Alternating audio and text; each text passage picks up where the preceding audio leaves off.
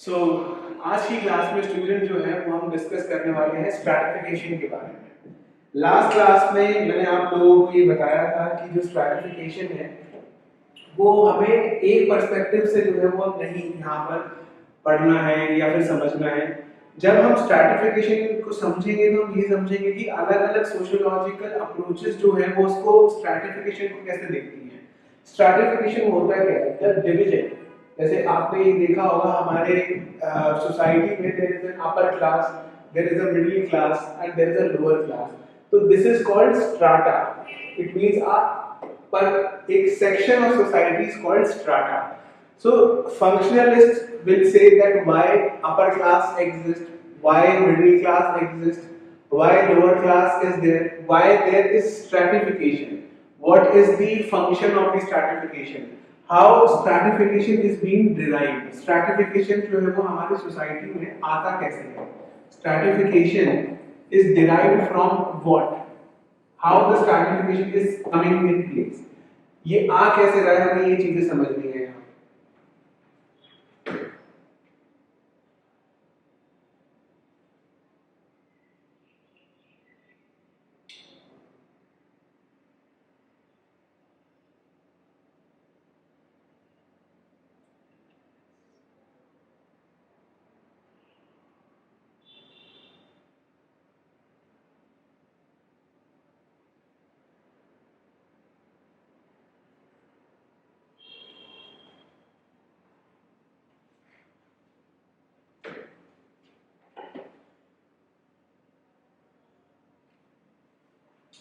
Right, तो ये चीजें जो है वो हमें सबसे पहले आज समझनी होगी। लेकिन उससे पहले मैं आपको यहाँ पर एक चीज और बता देता हूँ कि स्ट्रैटिफिकेशन की जब मैं बात कर रहा हूँ तो आपके यूपीएससी के सिलेबस में यहाँ पर लिखा हुआ क्या है।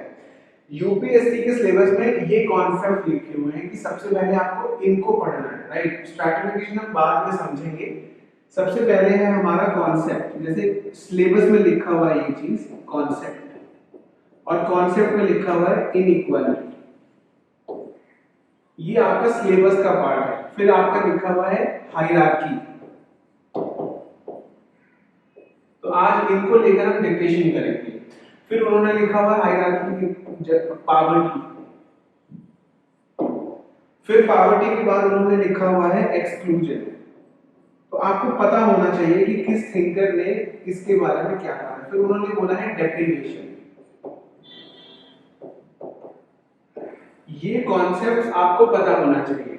अब देखो, सोशियोलॉजिकल थिंकर्स तक बात इजी थी, बात आसान तक थी, लेकिन अब यहाँ पर आपको क्या समझना है, ये कॉन्सेप्ट्स यूपीएससी आपसे इनको लेकर कभी भी एक सवाल पूछ सकता है। Right, they might ask you inequality के बारे में, दे माइट आस्क यू कि हायरार्की क्या है, पावर्टी को लेकर क्या थ्योरीज हैं, एक्सक्लूजन का मतलब क्या होता है और डेप्रिवेशन का मतलब क्या होता है। ये कहीं ना कहीं पर आप देखोगे कि ये इंटरलिंक्ड हैं बहुत ज्यादा एक दूसरे से। Everything is interlinked, right. लेकिन प्रॉब्लम क्या होती है? प्रॉब्लम यहाँ पर यही होती है कि स्टूडेंट ना इन सब चीजों को डिस्टिंग्विश नहीं कर पाते। जब तक आप किसी चीज को डिस्टिंग्विश नहीं कर पाओगे तो प्रॉब्लम यहाँ पर यही आएगी कि फिर आप आर्टिकुलेशन में आपको दिक्कत आ जाएगी। और जैसे ही आपके आर्टिकुलेशन में यहाँ पर प्रॉब्लम आएगी, हम यहाँ पर ये समझ रहे हैं कि आर्टिकुलेशन में जैसे ही कोई प्रॉब्लम आती है, student does not get enough marks. तो जब आपको मार्क्स नहीं मिलेगा तो फिर फायदा नहीं है फॉर एवरीथिंग। तो आई गेस हमें ये सारी चीजें आपको क्लियर हो गई कि यूपीएससी का ये सिलेबस है। यहाँ पर कॉन्सेप्ट में ये है कि ये कॉन्सेप्ट आपसे पूछे गए हैं। फिर वो पूछ रहे हैं आपसे स्ट्रैटिफिकेशन।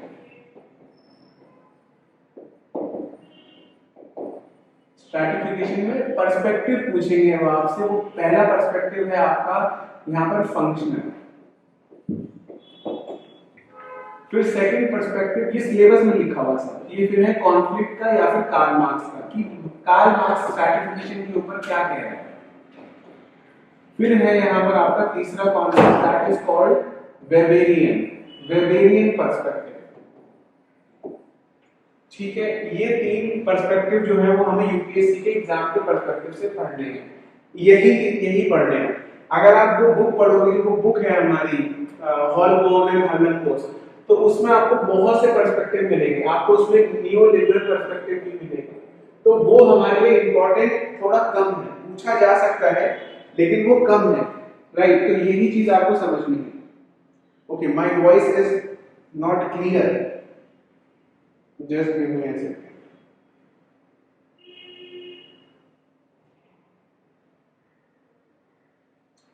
प्लीज टेल मी, आप ठीक है आवाज, अब मेरी आवाज क्लियर आ रही है आप लोगों को? Good afternoon Gaurav, good afternoon.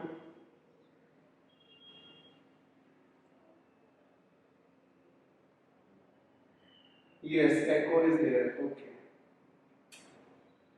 It is because of the government guidelines. Echo will be there. I cannot help you in this regard. Yes. So should we continue?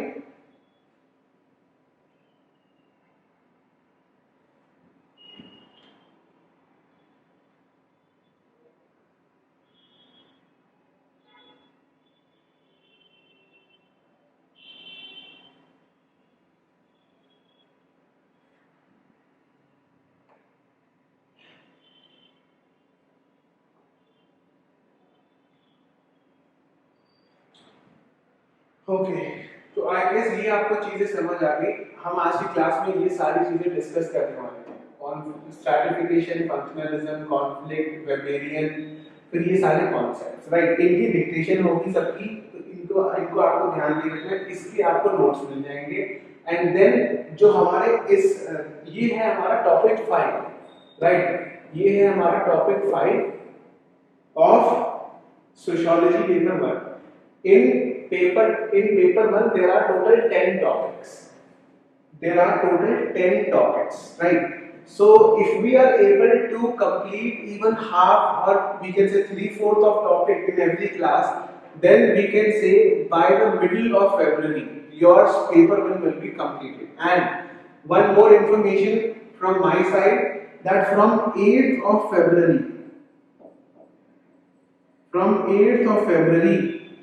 now the classes will be held regularly from 8th of February. It means from next Tuesday the classes are going to be regular, right? So please be regular to your classes, and don't worry about anything. Please make sure whatever I have already told you, you are remembering the things, right? Now I hope all these things are very clear to you. This is syllabus. The topic 5 name is stratification and mobility. Stratification and mobility. After we are done with this, मतलब जैसे हमने ये concept पढ़ लिया कि inequality क्या होता है, हायरार्की क्या होता है, एक्सक्लूजन क्या होता है, उसके बाद हम ये पढ़ेंगे कि पर्सपेक्टिव क्या है, उसके बाद हम पढ़ेंगे कि मोबिलिटी क्या होती है।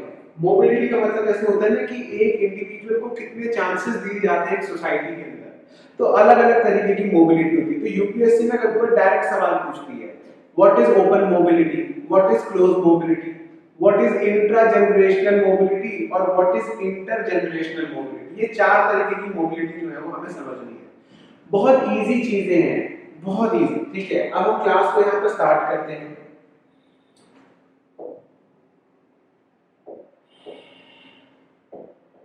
ठीक है, अब सोशियोलॉजी में सबसे पहला जो चीज हमें यहाँ पे पढ़नी है दैट इज इनइक्वालिटी। अब नाउ वी ऑल नो कि जो हमारी सोसाइटी में इनइक्वालिटी है वो 2 तरीके की होती है। जो इनइक्वालिटी होती है, एक होती है इनइक्वालिटी नेचुरल, जैसे कोई जन्म से ही यहाँ पर हमने देखा है कि वो दिव्यांग है, जन्म से ही कोई शरीर से कमजोर है, जन्म से ही किसी को दिखता नहीं है, किसी को सुनाई नहीं देता, दैट इज नेचुरल इनइक्वालिटी। और एक होती है सोशल इनइक्वालिटी, जो सोसाइटी क्रिएट करती है, सोशल इनइक्वालिटी, जो सोसाइटी क्रिएट कर रही है। तुम देख नहीं पा रहे हो तो तुम कमजोर हो, तो ये एक सोशल इनइक्वालिटी है। लेकिन अगर आप मतलब आपको पीछे कर दिया जाएगा कि blind people are not allowed है, people who cannot see are not allowed है, this is social inequality, क्योंकि सोसाइटी ने क्रिएट करी है कि अंधे लोग या जिनको कम दिखता है वो यहाँ पे अलाउड नहीं। नेचुरल क्या है कि वो नेचर ने दिया, राइट? कि आप वीक हो, आप हमेशा से ही बीमार रहते हो, आपकी इम्यून सिस्टम हमेशा से ही बाय बर्थ लो है, तो वो एक नेचुरल इनइक्वालिटी है।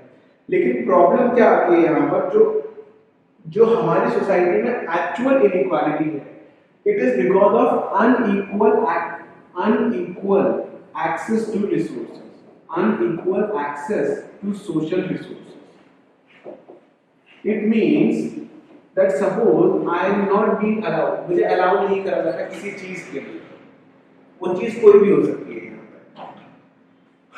जैसे सपोज मुझे सोशल रिसोर्सेज को यूज करने नहीं दिया जा रहा है. सोशल रिसोर्स में कम्युनिटी पार्क भी हो सकता है, सोशल रिसोर्सेज में आपके गवर्नमेंट रिसोर्सेज भी हो सकते हैं. तो जो असली इनइक्वालिटी आती है यहाँ पर, वो इसलिए आती है कि यहाँ पर अनइक्वल है access for the resources. When the resources are not being distributed in a equal manner, हम दोनों के बीच में जो रिसोर्सेज है वो इक्वली डिस्ट्रीब्यूटेड नहीं है, तो this is going to create inequality in the society.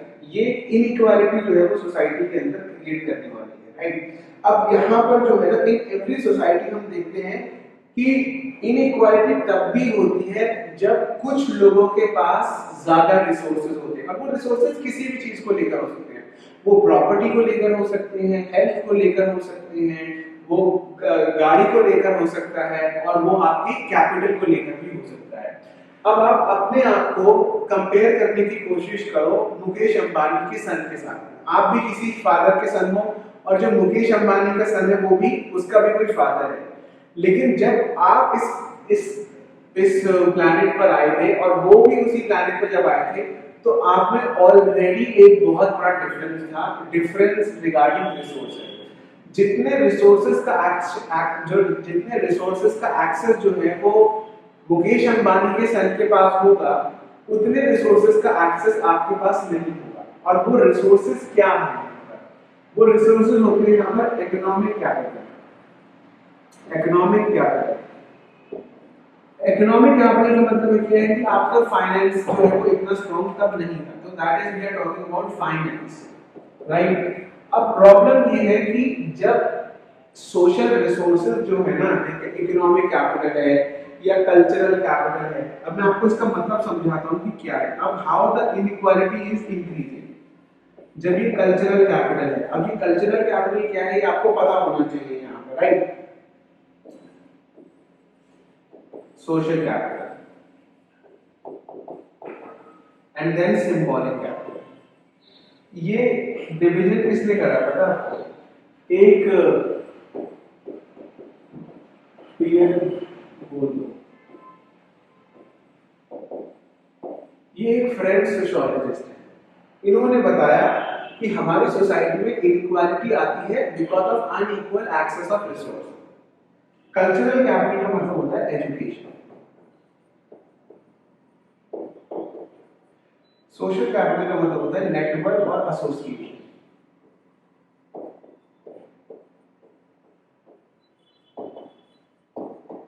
Symbolic capital का मतलब होता है यहाँ पे प्रेस्टीज, एस्टीम. अब इस चीज को समझने की कोशिश करें, राइट. आई होप ये सारी चीजें क्लियर है. When economic capital we are talking about, so in economic capital हमें क्या देखने को मिल रहा है? जैसे suppose you are low on finance, आपके पास पैसे कम है.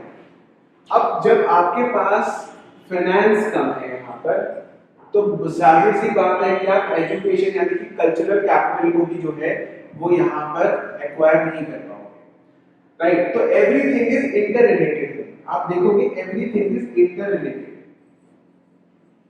जिसके पास पैसे कम है उसके पास एजुकेशन की अपॉर्चुनिटी भी कम है. क्या हर कोई सोशियोलॉजी की कोचिंग नहीं लेना चाहता? हर कोई लेना चाहता. But the problem is when you are low on resources, तो आप कोचिंग नहीं ले पाओगे. आप अपने बेटे को स्कूल भेजना चाहते हो, लेकिन प्रॉब्लम ये है कि वो जो स्कूल की फीस है वो है 5,000 रुपए, वो स्कूल की फीस है 10,000 रुपए. अब आपकी सैलरी है यहाँ पे 12,000 रुपए, तो फिर प्रॉब्लम क्या होगी? कल्चरल कैपिटल को एक्वायर नहीं कर पाओगे. तो जब आपके पास इकोनॉमिक कैपिटल नहीं है और तो आपके पास कल्चरल कैपिटल भी नहीं है.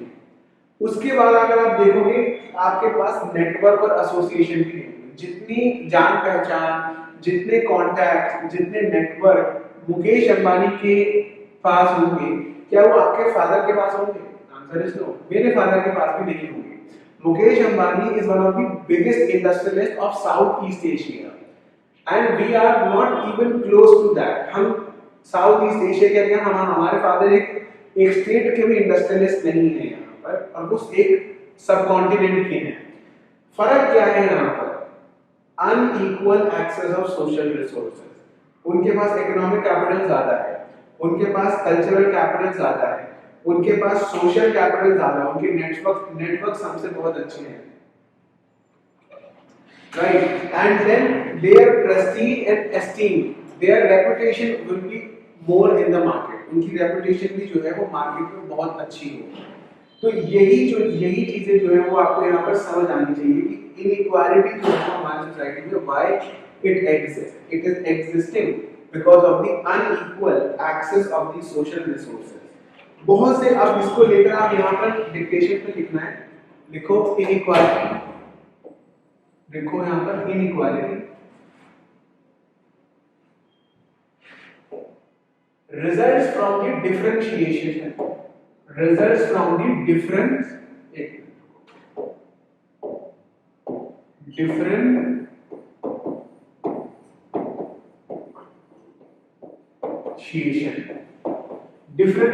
होता है किस चीज के अंदर? डिफरेंशिएशन हमें देखने को मिलता है of person.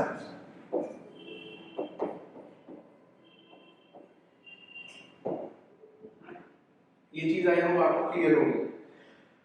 Inequality can be changed, inequality is fixed और चेंजेबल टर्म। इनइक्वालिटी का मतलब क्या है स्वाति? इनइक्वालिटी का मतलब है कि हमारी सोसाइटी एक इनइगैलिटेरियन सोसाइटी है। इनइगैलिटेरियन का मतलब होता है बच्चों अनइक्वल। हमारा जो कॉन्स्टिट्यूशन है ना वो चाहता है कि हम एक इगैलिटेरियन सोसाइटी को क्रिएट करें। हमारे जो कॉन्स्टिट्यूशन जो है ना फोर फादर्स वो चाहते हैं कि हम एक इगैलिटेरियन सोसाइटी को क्रिएट करें। इगैलिटेरियन सोसाइटी होती है जो कि इक्वल होती है, जहां पर इनइक्वालिटी इतना नहीं होता। और ये आप लोगों को मुझे बताने की जरूरत नहीं है, अगर कोई भी न्यूज़पेपर पढ़ रहा है तो उसने रिसेंटली ये भी पढ़ा होगा कि वर्ल्ड इनइक्वालिटी रिपोर्ट में इंडिया की रैंक कितनी पीछे है। अगर कोई भी ग्लोबल मल्टी डायमेंशनल इंडेक्स को पढ़ रहा है तो उसको पता है कि इंडिया की रैंक कितनी पीछे है, सबको पता है, मुझे बताने की जरूरत ही नहीं है आपको। इनइगैलिटेरियन से हमें इगैलिटेरियन बनाना है, राइट? ये हमारा कॉन्स्टिट्यूशन का पर्सपेक्टिव है। अब कॉन्स्टिट्यूशन को ज्यादा समय नहीं हुआ, 73 साल ही हुए हैं, ओनली 73 इयर्स। अभी हमारी जो डेमोक्रेसी है ना वो इन्फेंट डेमोक्रेसी, बच्ची डेमोक्रेसी, सिर्फ 70 साल हुए हैं हमें आजाद हुए, ज्यादा नहीं होते। ये एक देश की बात हो रही है। आज की तारीख में आपके जो बड़े बुजुर्ग होते हैं वो होते हैं 100 साल के, और उनका भी जो तरीका होता है बात करने का वो अच्छा नहीं होता। तो 70 साल का हम अपने देश को कैसे सुधार सकते हैं? देश को सुधारने के लिए कम से कम 173 साल चाहिए हमें, ठीक है? अब देखो इनइक्वालिटी के बारे में, जीडी बेरमैन। अच्छा, inequality is arising because of differentiation of person, ठीक है? अब देखो एक सोशियोलॉजिस्ट है GD बेरमैन, BERREMEN,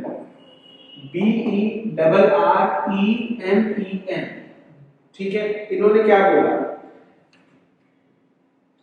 He says inequality results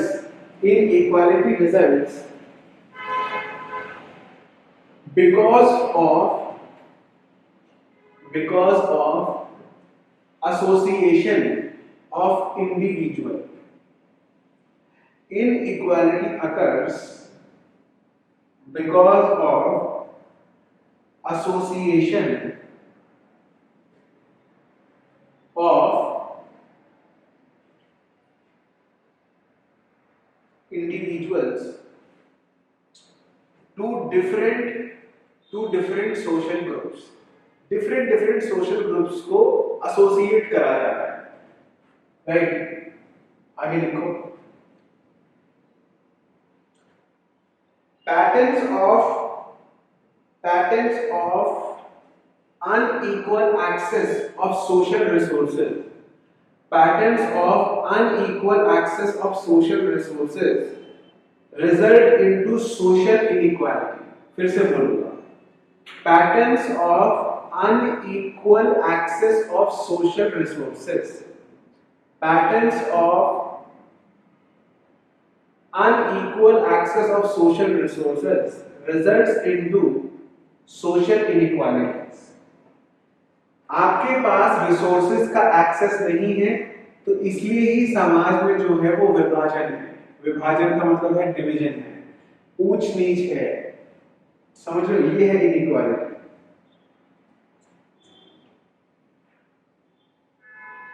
G.D. Berman says that inequality result out of association of individual to different social groups। ठीक है, ये चीज हमें क्लियर हो गई। तो ये इनइक्वालिटी के बारे में जी.डी. बेलमैन ने कहा कि हमारे यहाँ पर ऐसे होता है। अब पियरे बर्डन जो है वो ये कह रहे हैं, मैंने पियरे के बारे में बता दिया आपको। लिखो अकॉर्डिंग टू पियरे बर्डन, यहाँ पर पियरे बर्डन का कुछ स्पेलिंग नहीं पता ना,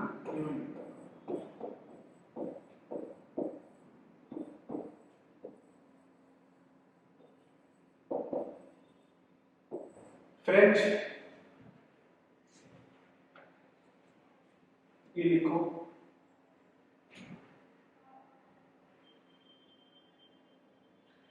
अकॉर्डिंग टू पियरे बर्डू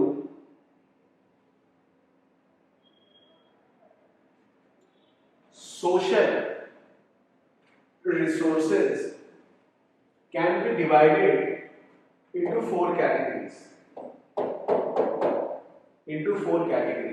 और वो क्या है? Economic, cultural,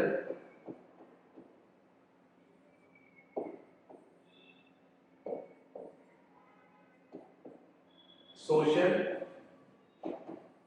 symbolic. ये उन्होंने बताया। Now he explains that if a person does not have enough economic capital, then he will not be even have access to the cultural capital। ये पीएरी पढ़ो यहाँ पर बता। तो आगे लिखो, ये लिखिएगा यहाँ पर एग्जाम्पल मैंने बता दिए, खुद लिख सकते हो।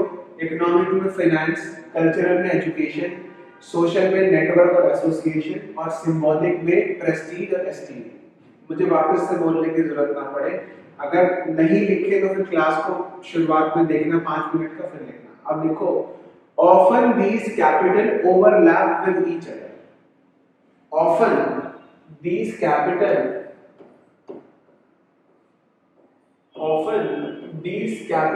overlap with each other। For example, a person from a well-off family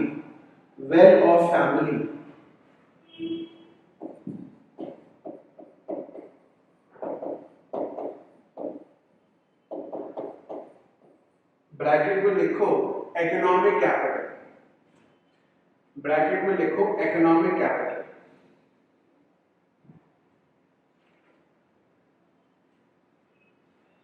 can afford good quality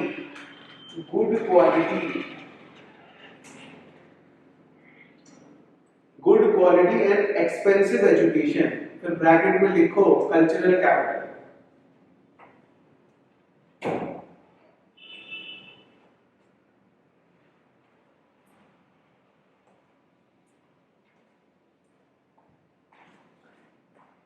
someone with a good relative or good friends, bracket में लिखो social capital. someone with a good relative or a friend, bracket में लिखो social capital, may get may get good advice and will be able to do better in their life।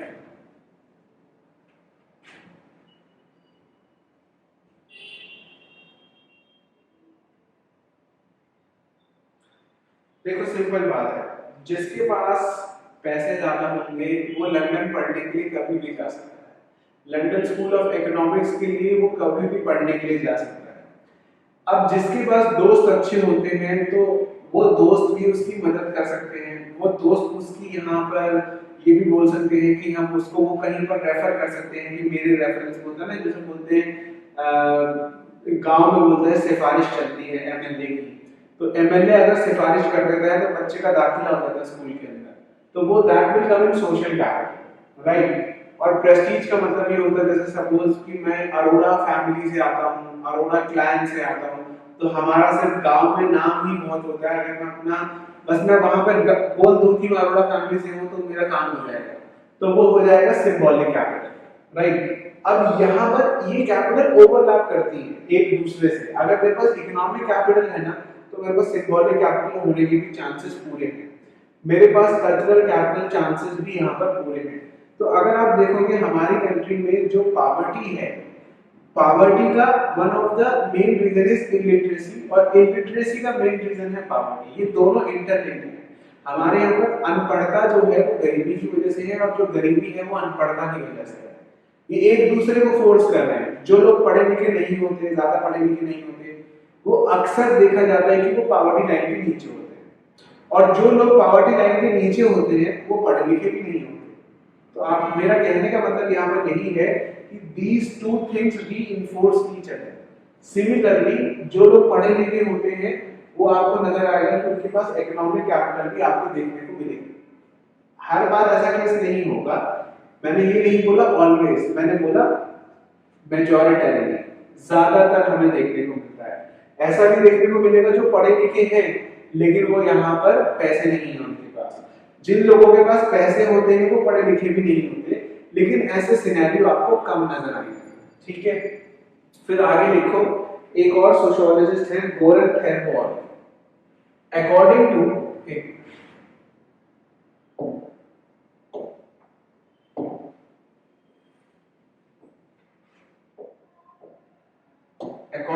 गोरन,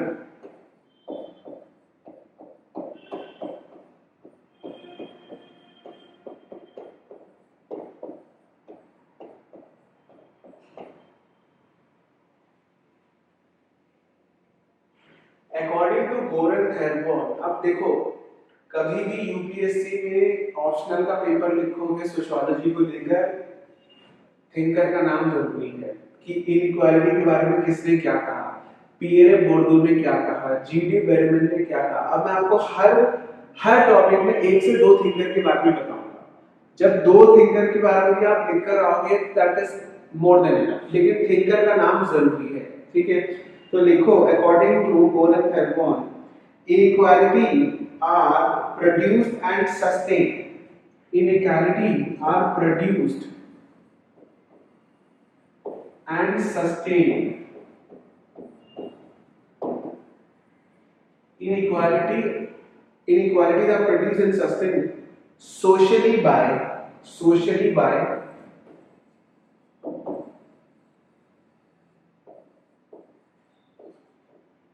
systemic arrangement। इसका example बता दूं आपको, बुरा तो नहीं मानोगे।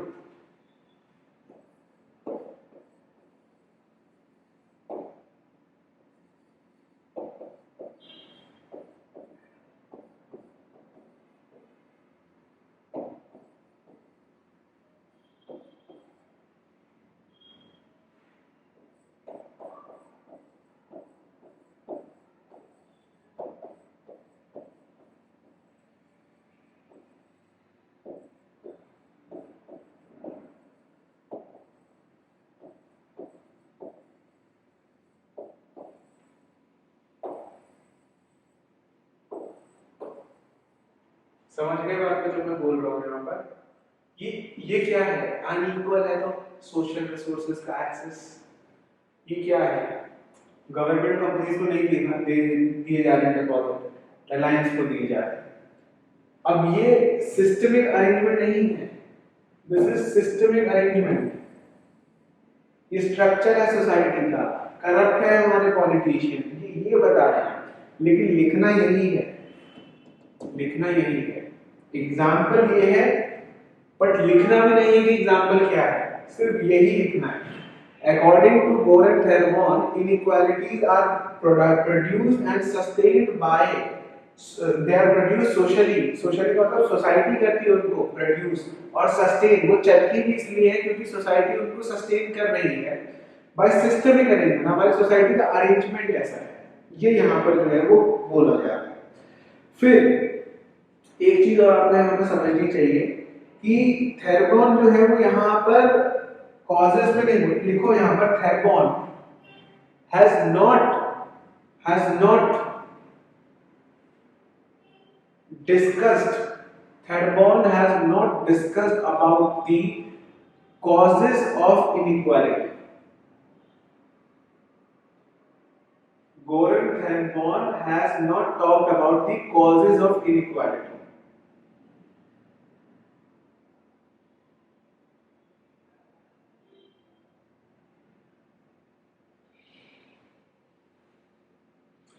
He talks about consequences of inequality, कि inequality क्यों, inequality के क्या implication है। जैसे पॉवर्टी का कॉज एक ये भी हो सकता है कि पॉपुलेशन ज्यादा है, करप्शन ज्यादा है, लोग काम नहीं करना चाहते, लेकिन पॉवर्टी का वो क्या है implication, consequence क्या है, लोग भूखे मर रहे हैं।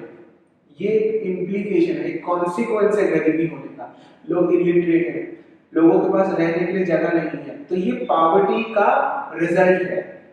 तो वैसे ही गोरन थेरबॉन कॉजेस नहीं देख रहे हैं कि इनइक्वालिटी क्यों क्रिएट होगी, वो देख रहे हैं कि इनइक्वालिटी की वजह से हो क्या रहा है, वो ये देख रहे हैं। ठीक है ना, according to him लिखो social consequences of inequality, social consequences of inequality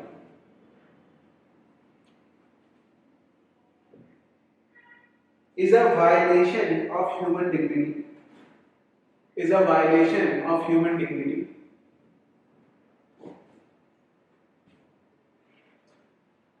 denial of possibility, denial of possibility,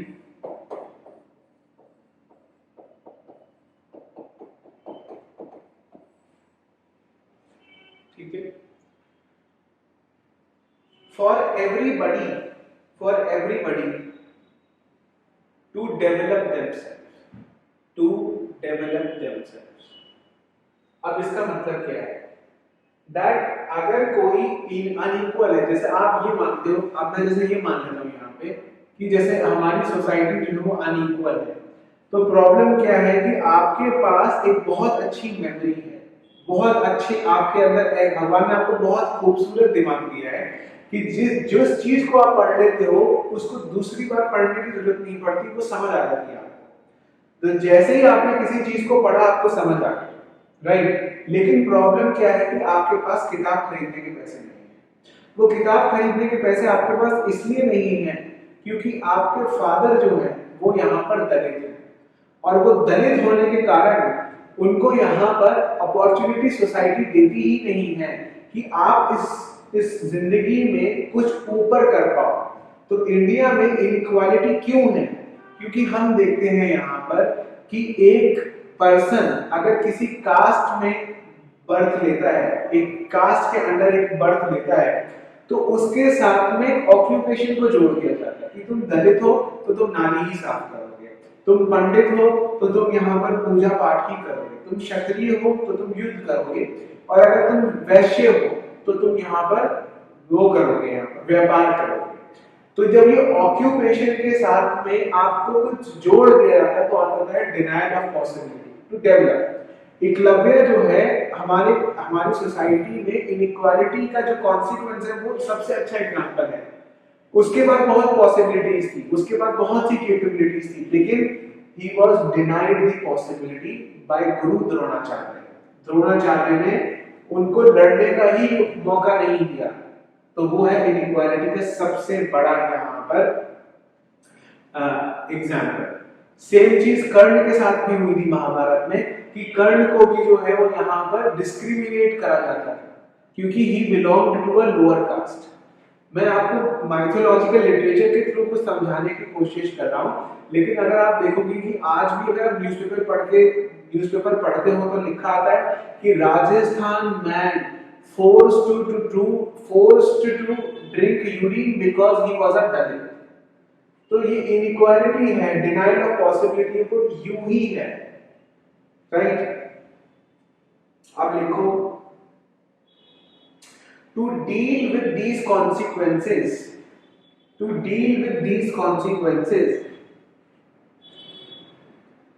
he suggests that exclusion of poor, the poor from everyday's life,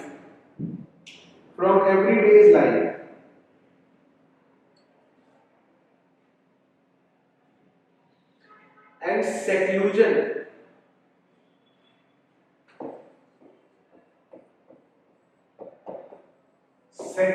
of the elite from the public has to be counted। इसका मतलब क्या है? seclusion of the elite has to be counted। ठीक है, अब देखो इसका मतलब क्या है कि गरीब को जो है ना वो सोसाइटी से एक्सक्लूड करके रखा जाता है। जैसे आपने होटल में एंट्री बार में लिखा होगा, क्या लिखते हैं होटल में? एंट्री जो होती है ना वो होटल मैनेजमेंट की बिल के ऊपर ही होती है। तो आपने देखा होगा कि limited entry only, limited personal only. समझ रहे हो आप? इसका मतलब क्या है कि ये एक्सक्लूड कर रहे हैं होटल वाले अगर उनको लगता है कि किसी पर्सन की फाइनेंशियल पोजीशन इतनी अच्छी नहीं है। आपने कभी गाड़ी का नाम सुना है रोल्स रॉयस? कभी आपने गाड़ी का नाम सुना है? यहाँ पर एक वो गाड़ी आती है, यहाँ पर बेंटले नाम की गाड़ी आती है। One of my professor, Delhi university की बात है, उनको वो गाड़ी खरीदनी थी, पैसे नहीं थे उनके पास, गाड़ी आती 90 लाख रुपए का चाहिए, तो वो 90 लाख रुपीस की कुछ कार थी। लेकिन हमारी प्रोफेसर जब वो उसको खरीदने गई तो बेंटले वालों ने उन्हें गाड़ी देने से मना कर दिया। उन्होंने बोला क्योंकि आपका एक प्रोफेशन जो है वो एक टीचर का है और बेंटले सिर्फ बिजनेसमैन चलाते हैं, तो हम आपको ये गाड़ी नहीं दे सकते। This is companies internal policy, मर्जी उनकी, नहीं दे रहे हो। Again an example of inequality कि भाई अगर मेरे पास पैसे हैं तो मैं गाड़ी क्यों नहीं खरीद सकता। Same with the Rolls Royce. आपको पता है कि लोग बस बोलते हैं कि रोल्स रॉयस की गाड़ी जो है वो 2 करोड़ रुपए से स्टार्ट होती है। नो, रोल्स रॉयस का कोई प्राइस ही नहीं है। एंड रोल्स रॉयस अपनी जो गाड़ी है वो सिर्फ कुछ ही लोगों को देता है, हर किसी को नहीं देता। किसी के पास 100 करोड़ रुपए आ गए लॉटरी में, नहीं दी जाएगी आपको गाड़ी, क्योंकि मुझे उनको पता है कि आप वो गाड़ी सारा रेड लाइट तोड़ के चलाओगे। समझ रहे हो आप? तो यहाँ पर रोल्स रॉयस की गाड़ी का there is no price, their pricing is different for every customer, क्योंकि रोल्स रॉयस की गाड़ी जो है वो कस्टम पे बनती है। रोल्स रॉयस की गाड़ी शोरूम पर मारुति की तरह खड़ी भी नहीं मिलेगी कभी भी। You have to get your car design. आप अपना इंटीरियर कैसे चाहते हो, आप अपने यहाँ पर लेदर सीट्स कैसे चाहते हो, आप ऊपर स्टार लाइट्स चाहते हो या नहीं चाहते हो, so everything is custom over there, right. यही चीज आपको समझनी है कि वो बोल रहे हैं कि हमें एक्सक्लूजन जो है ना सोसाइटी में उसको काउंटर करना होगा, और जो सेक्लूजन है ना कि अमीर लोग अलग होते हैं हमेशा से, उनको भी हमें काउंटर करना होगा। अगर ये चीजें, सेक्लूजन का मतलब होता है सेक्लूडेड सोसाइटी। जैसे आपने देखा होगा किसी भी एरिया में, चाहे आप अर्बन एरिया में जाओगे तो अमीर लोगों का एरिया आपको अलग नजर आएगा और गरीब लोगों की आपको बस्तियां, स्लम एरिया अलग नजर आएगा। तो this is what exclusion of the poor and seclusion of the rich. क्या कह रहा है थेरबॉन? थेरबॉन कह रहा है कि इस चीज को काउंटर करना। अब बस मुझे ये बता दो कि इनइक्वालिटी टॉपिक क्लियर हो गया। यही यहाँ पर जो है वो आपको लिख के आना है, इससे ज्यादा मत लिख के आना, फिर वो ओवरडू हो जाएगा।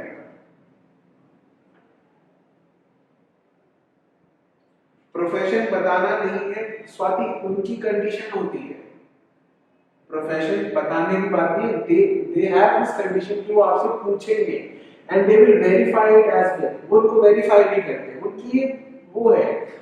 मैं आपको ये बता रहा हूँ इसका रीजन क्या है एक्चुअली, ये मैं आपको बता इसलिए रहा हूँ क्योंकि मैंने अपनी ग्रेजुएशन जो है वो इकोनॉमिक्स और मार्केटिंग में करी है, तो मैं उस समय पर एक मार्केटिंग स्टूडेंट था।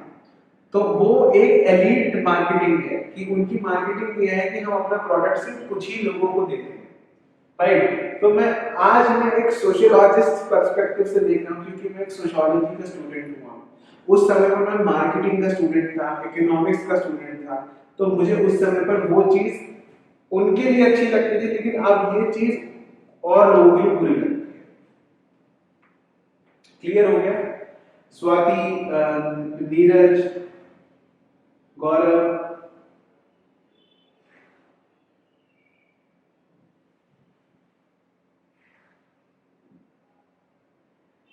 अब देखो, according to Peter Saunders, according to Peter Saunders, there are three types of inequalities.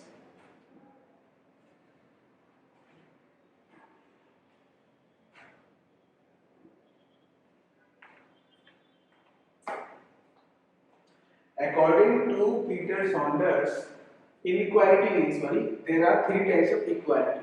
ठीक है? Equality of outcome,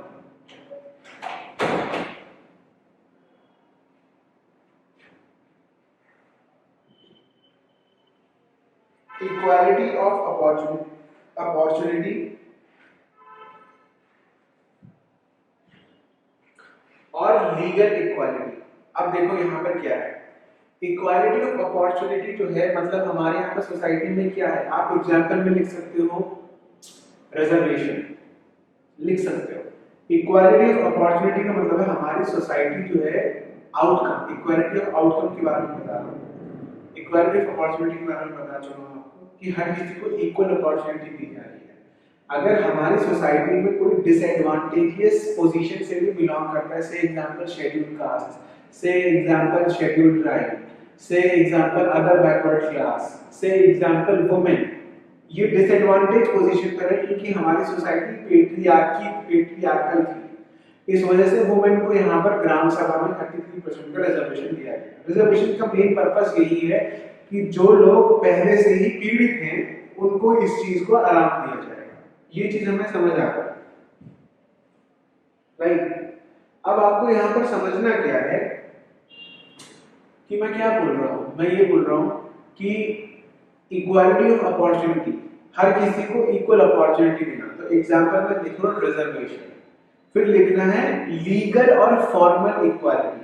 लीगल और फॉर्मल इक्वालिटी में आप क्या लिखोगे कि जैसे हमारे यहाँ पर गवर्नमेंट ने वोट यूनिवर्सल एडल्ट फ्रेंचाइज लिख सकते हो आप ब्रैकेट में, यूनिवर्सल एडल्ट फ्रेंचाइज, ये लीगल और फॉर्मल इक्वालिटी है। फिर लिखो आप यहाँ पर इक्वालिटी ऑफ आउटकम, मतलब यहाँ पर यह है कि रिसोर्सेज जो है वो सोसाइटी में इक्वली बांटे जा रहे हैं। तो आपने अगर कभी भी एक कॉन्सेप्ट का नाम सुना होगा जिसको हम बोलते हैं universal basic income. Universal basic income का मतलब यहाँ पर ये होता है कि गवर्नमेंट जो है ना वो यहाँ पर अपने सारे सिटीजन्स को 1000 रुपए या 2000 रुपए महीना जो है वो बांटेगा, राइट। 1000 रुपए महीना हर किसी को मिलेगा, अंबानी को भी मिलेगा, गौरव को भी मिलेगा, मुझे भी मिलेगा, स्वाति को भी मिलेगा। वो क्यों मिलेगा? क्योंकि यूनिवर्सल बेसिक इनकम, ये सबका हक है यहाँ पर। तो ये चीजें ना जो है वो यूटोपिया है, यूटोपियन कॉन्सेप्ट्स हैं। यूटोपियन मतलब क्या है कि बहुत आइडियल, जो चीजें कभी पॉसिबल नहीं हुई। यूटोपियन का मतलब आइडियल कि सोसाइटी हो तो ऐसी हो, जैसे लड़की वाले कहते हैं लड़का हो तो ऐसा हो, ऋतिक रोशन जैसा, लेकिन मिलता नवाजुद्दीन जैसा है। तो यही बात जो है वो आपको समझनी है, राइट। लड़की हो तो कैटरीना कैफ जैसी हो, लेकिन मिलती है भारती शर्मा कॉमेडी नाइट्स वाली। तो वही चीज आपको यहाँ पर समझनी है कि यूटोपियन है, आइडियल। जैसे कोई भी सोसाइटी आपको क्राइम फ्री सोसाइटी नहीं मिलेगी। तो crime free society is a utopian concept कि सोसाइटी में क्राइम ही नहीं है।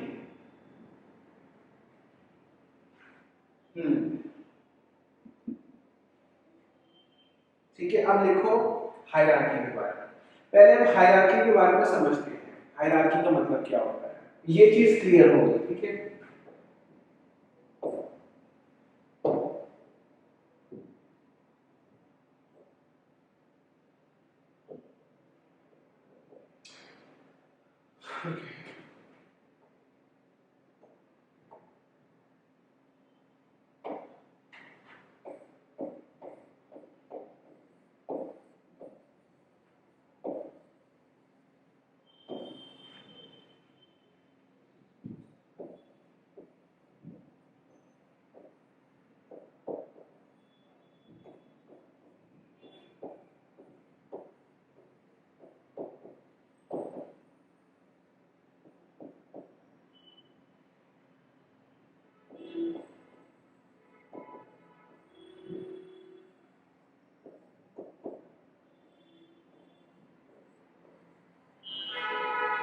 ठीक है, ये है हायरार्की।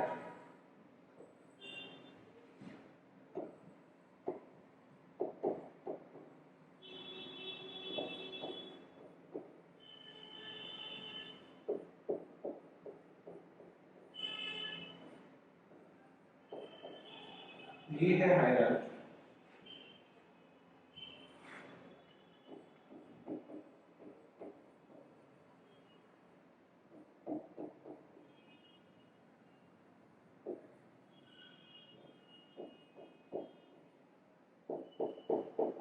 ये है, जैसे इंडिया में एंशिएंट सोसाइटी में हायरार्की कहाँ देखी जाती है?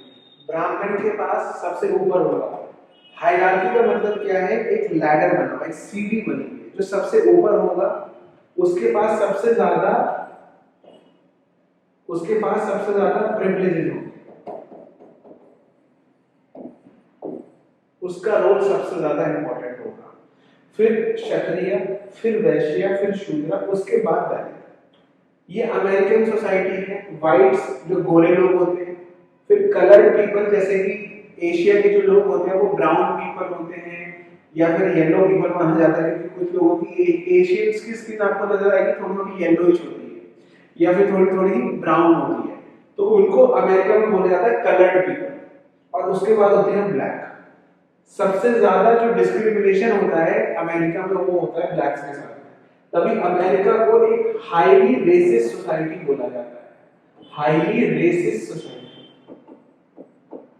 इंडिया को बोला जाता है हाईली कास्टिस्ट सोसाइटी।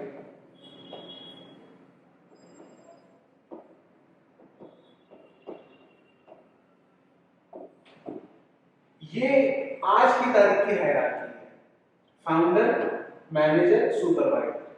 ये कॉर्पोरेट में हायरार्की है, बॉस, मैनेजर, स्टाफ, पानी पिलाने वाला, वेटर। ये हायरार्की है। लिखो यहां पर, hierarchy in the society is closely linked with the concept of stratification. Hierarchy in the society is closely linked with the concept of stratification.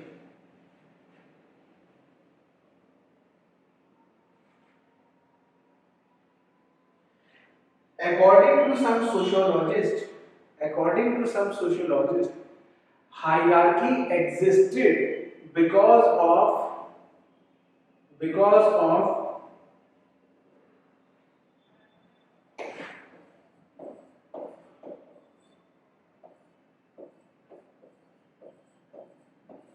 लिखो ये,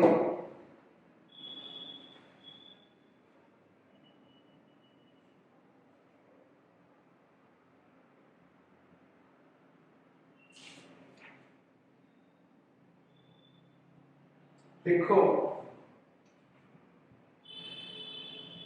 जनरली देखो क्या होता है, हायरार्की आती कैसे? बहुत सिंपल समझने की कोशिश करते हैं। फाउंडर कैसे करता है? फाउंडर के पास पैसा था, उसने वो फाउंडर। मैनेजर क्यों है और सुपरवाइजर क्यों है? स्किल का फर्क है इनके बीच में। प्रॉब्लम ये है दोस्त, इनके बीच में इनइक्वालिटी थी। मेरे पास पैसा था, मैंने कंपनी चालू कर दी। आपके पास पैसा नहीं था तो आप नहीं कर पाए, तो हम यहाँ पर अनइक्वल हो गए। हम लोग बराबर नहीं है क्योंकि मेरे पास पैसा ज्यादा है। मेरे पास पैसा ज्यादा है तो मैं बन गया फाउंडर। अब दो लोग मेरे पास नौकरी मांगने आते हैं और एक की मुझे स्किल्स ज्यादा अच्छी लगती है क्योंकि उसका बोलने का ढंग अच्छा है, उसके कपड़े पहनने का तरीका अच्छा है, उसकी इंग्लिश अच्छी है और उसको नॉलेज भी है, तो वो मैनेजर हो गया। लेकिन जो दूसरा पर्सन है ना, वो बोलने वाले में ठीक है लेकिन कपड़े पहनने का तरीका अच्छा नहीं है, इंग्लिश नहीं अच्छी है, नॉलेज भी थोड़ी कम है, supervisor. Region, inequality in the society gives way to stratification. inequality की वजह से stratification होता है और stratification की वजह से हायरार्की आती है, क्रिएशन। ठीक है, अगर stratification का मतलब क्या है? ये हिस्सा अमीरों का, ये हिस्सा मिडिल क्लास का, और ये हिस्सा लोअर क्लास का, ये स्ट्रैटिफिकेशन हो गया, इसकी वजह से हायरार्की क्रिएट होती है। Clear?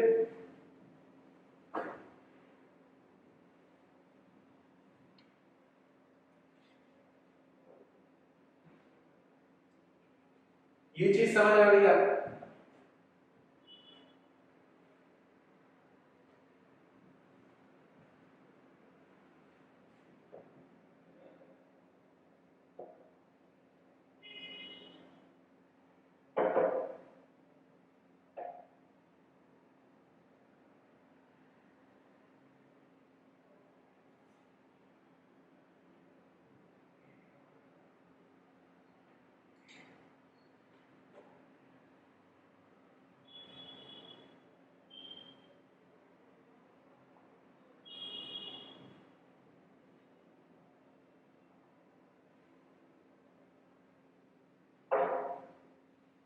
Please write.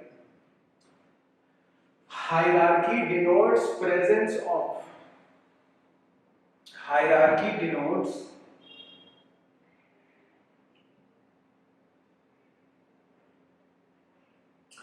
presence of multiple stratas in the society.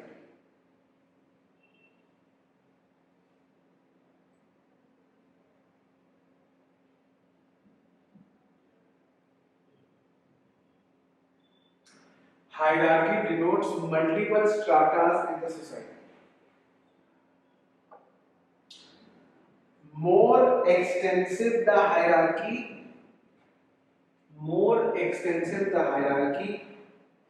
higher is the differentiation in society.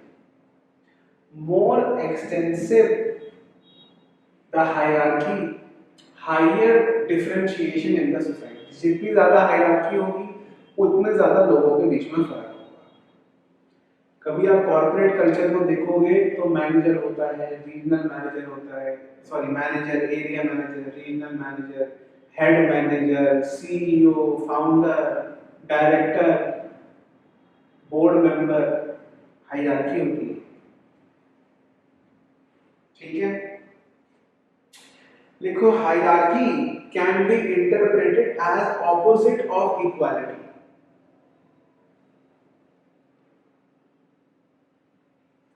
Hierarchy can be interpreted as opposite of equality.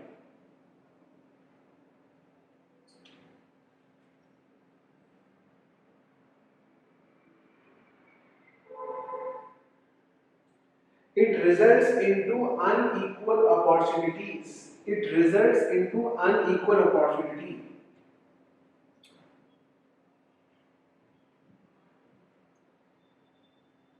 Which results into unequal award. Which results into unequal award.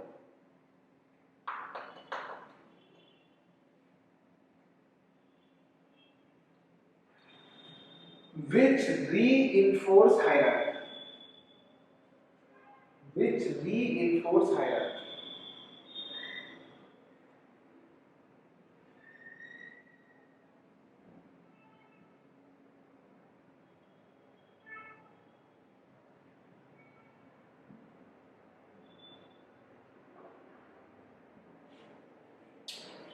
आगे लिखिए।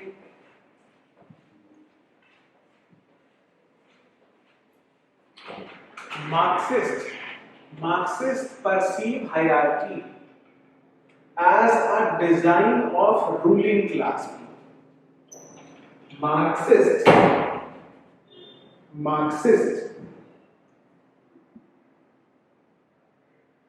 perceive hierarchy as design of ruling class या dominant class, which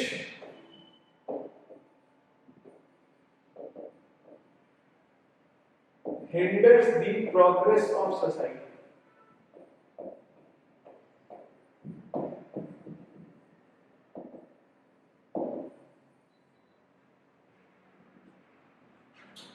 यहां पर hierarchy खत्म।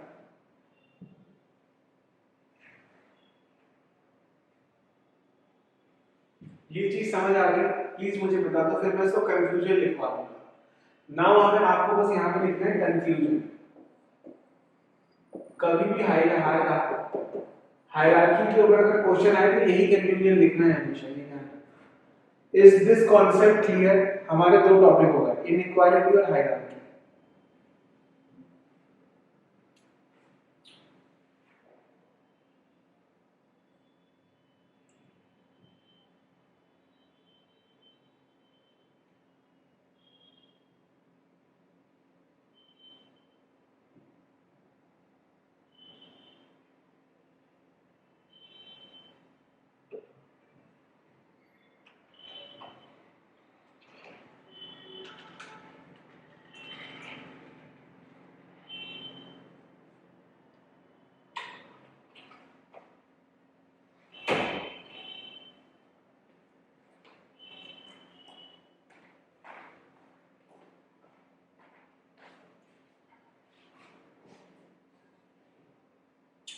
ठीक है, now please right hierarchy is used as a value neutral term.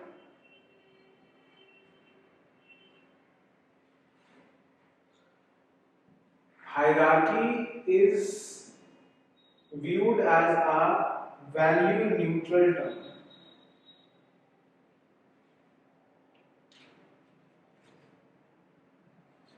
In parlance of work organization, work organization, hierarchy is a necessity. एक वो necessity है. It provides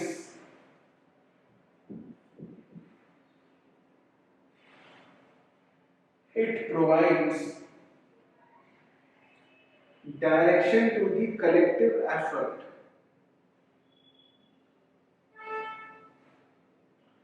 Directive to the collective effort. No organization in the world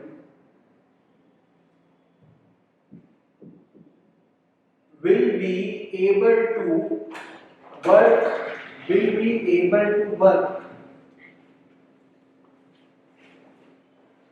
in a efficient manner. No organization in the world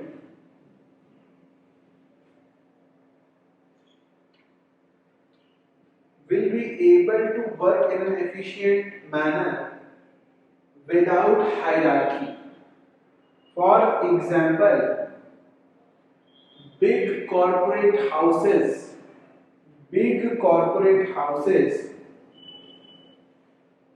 runs on the basis of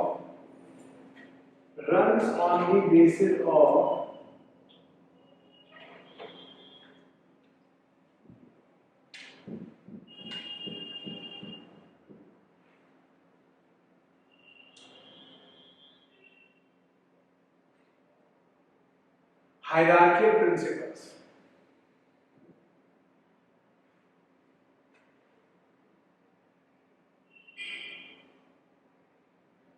ठीक है, अब हमारा next point, that is power. अब है हमारा power. Next point. अब सब poverty बहुत इजी टॉपिक है. ठीक है, पावर्टी सबको पता है, पावर्टी क्या होता है.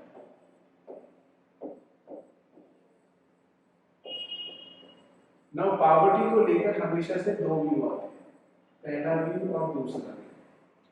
एक होते हैं इकोनॉमिस्ट और एक होते हैं sociologist.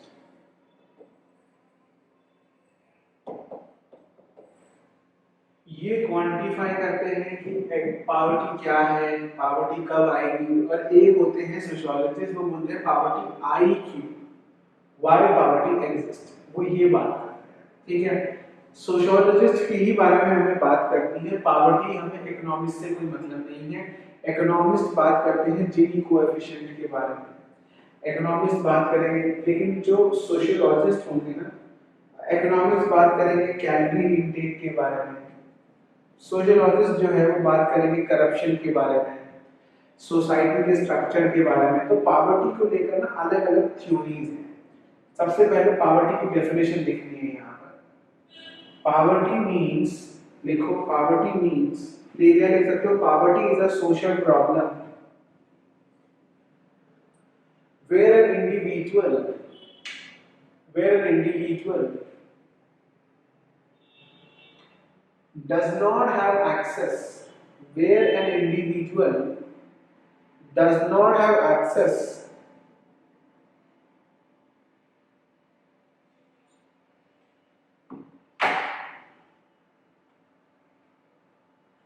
of basic resources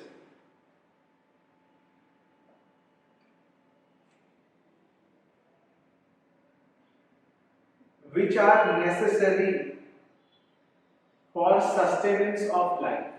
Example, which are necessary for sustenance of life. Example, health, education, food, shelter, etc. ठीक है। अब देखो पॉवर्टी की अगर हम बात करें तो सोशियोलॉजिस्ट जो है ना वो एक मल्टी डायमेंशनल व्यू लेके चलते हैं कि पॉवर्टी का रीजन क्या है। पॉवर्टी का रीजन एक ये भी है कि हमारी गवर्नमेंट में करप्शन बहुत ज्यादा है। सोशियोलॉजिस्ट ये भी कहते हैं कि पॉवर्टी इसलिए है क्योंकि यहाँ पर हम ये देख रहे हैं कि जो हमारी कंट्री में इलिटरेसी है, that has also resulted into poverty. Then over population, क्योंकि कुछ लोग क्या करते हैं, वो जैसे दो, ये हस्बैंड है और ये वाइफ है। नाउ दे थिंक कि if we reproduce more children then suppose they reproduce 5 children, they think that they will have more hands to work together, which will create more income. This is the thinking for multiple reproduction. अब problem क्या है कि out of these 5 children, 2 children are malnutrition. Why? Because when the mother feeds these 3 babies, then mother gets out of the food. उनके पास अब पैसे नहीं हैं इन 2 बच्चों को खिलाने के लिए। देखो पैदा होते तो काम नहीं करेंगे ना। अब जब 5 बच्चे पैदा कर लिए तो 3 को ही खिलाने के पैसे हैं और 2 को खिलाने के पैसे नहीं हैं। अब ये मैलन्यूट्रिशन हो जाएंगे। तो ये पहले से ही अब इनकी जो फिजिकल एबिलिटी है ना काम करने की वो कम हो जाएगी। तो जब इनकी फिजिकल एबिलिटी काम करने की कम हो जाएगी तो ये बीमार रहेंगे। अब ये जो 3 पैसे भी कमाने लग जाते हैं बाद में, they are also going to spend the money on them only. Health expenditure में इनको ज़्यादा पैसा खर्चा होगा। Whatever they will be earning, they will be spending on food and health. उससे ज़्यादा ये कहीं आगे नहीं जा पाएंगे। अब यहाँ पर हम देख रहे हैं कि ये पेरेंट है और ये पेरेंट है और उन्होंने सोचा कि हमें एक ही चाइल्ड जो है वो यहाँ पर रिप्रोड्यूस करना है। और जब हम रिप्रोडक्शन के प्रोसेस में यहाँ पर हैं तो we are not going to reproduce again. अब now wife is also earning, the husband is also earning, they are saving for their children, they are saving for their future, they are saving for their health. अब sociologist और economist यहाँ पर converge करते हैं कि जो हमारी society में पॉवर्टी है वो इस वजह से है क्योंकि हमारे यहाँ पर ओवर पॉपुलेटेड है। और population is one of the reason कि हमारी कंट्री में पॉवर्टी देखने को मिल रही है। तो अगर यहाँ पर आपकी फैमिली प्लानिंग अच्छी होती है, आपको फाइनेंशियल मैनेजमेंट आता है, तो हमारी कंट्री में पॉवर्टी कभी होगी ही नहीं। लेकिन अलग अलग जो है वो थ्योरीज है कि व्हाई पॉवर्टी एग्जिस्ट। तो ये थ्योरीज क्या है देखो, सबसे पहला है हमारा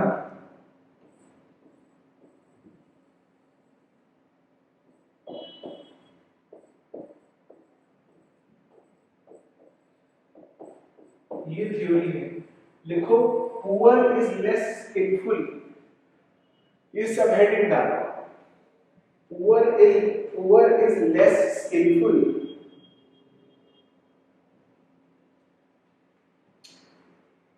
because he is poor, because he is lazy, comma, does not like to do work. This is called blame the poor view. इसका मतलब क्या है? एक आदमी गरीब इसलिए है क्योंकि वो काम नहीं करना चाहता, क्योंकि उसके पास स्किल्स नहीं है, क्योंकि वो बहुत ज्यादा आलसी है। This is called blame the poor view. गरीब इसलिए है क्योंकि, लेकिन ऐसे भी आप लोगों को गरीब नजर आएंगे, ऐसे भी कुछ लोग आपको गरीब नजर आएंगे जो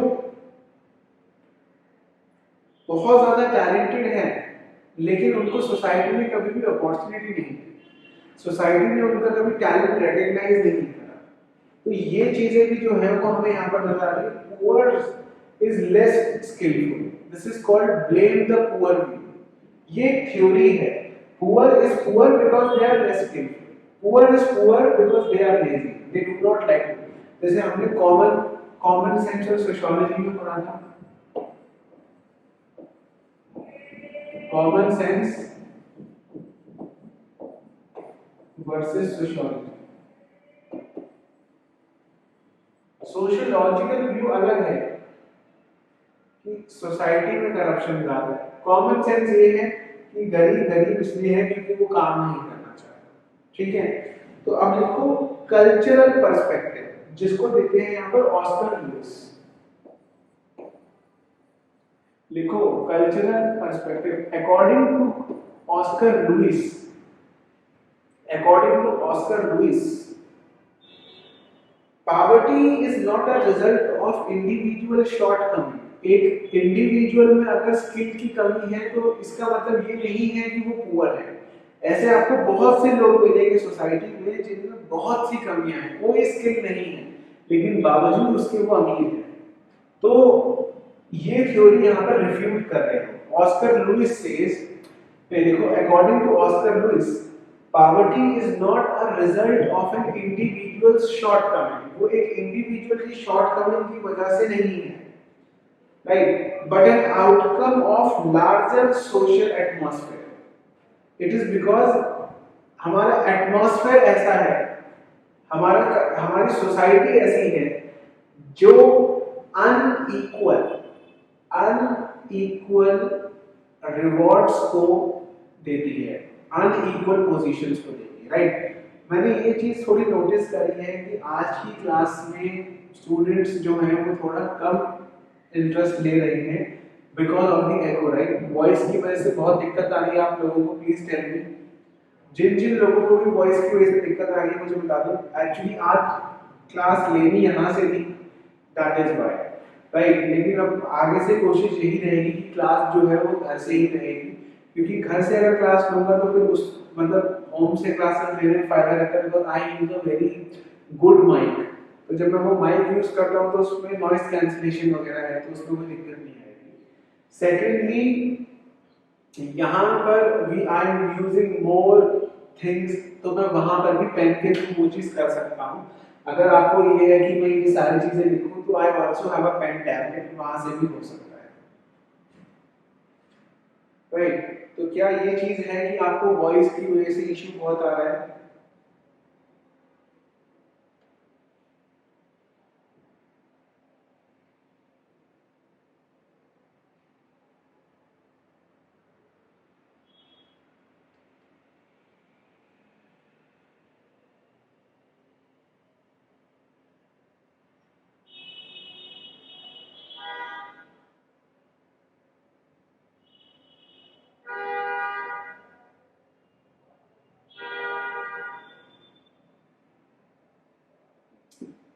आगे लिखो,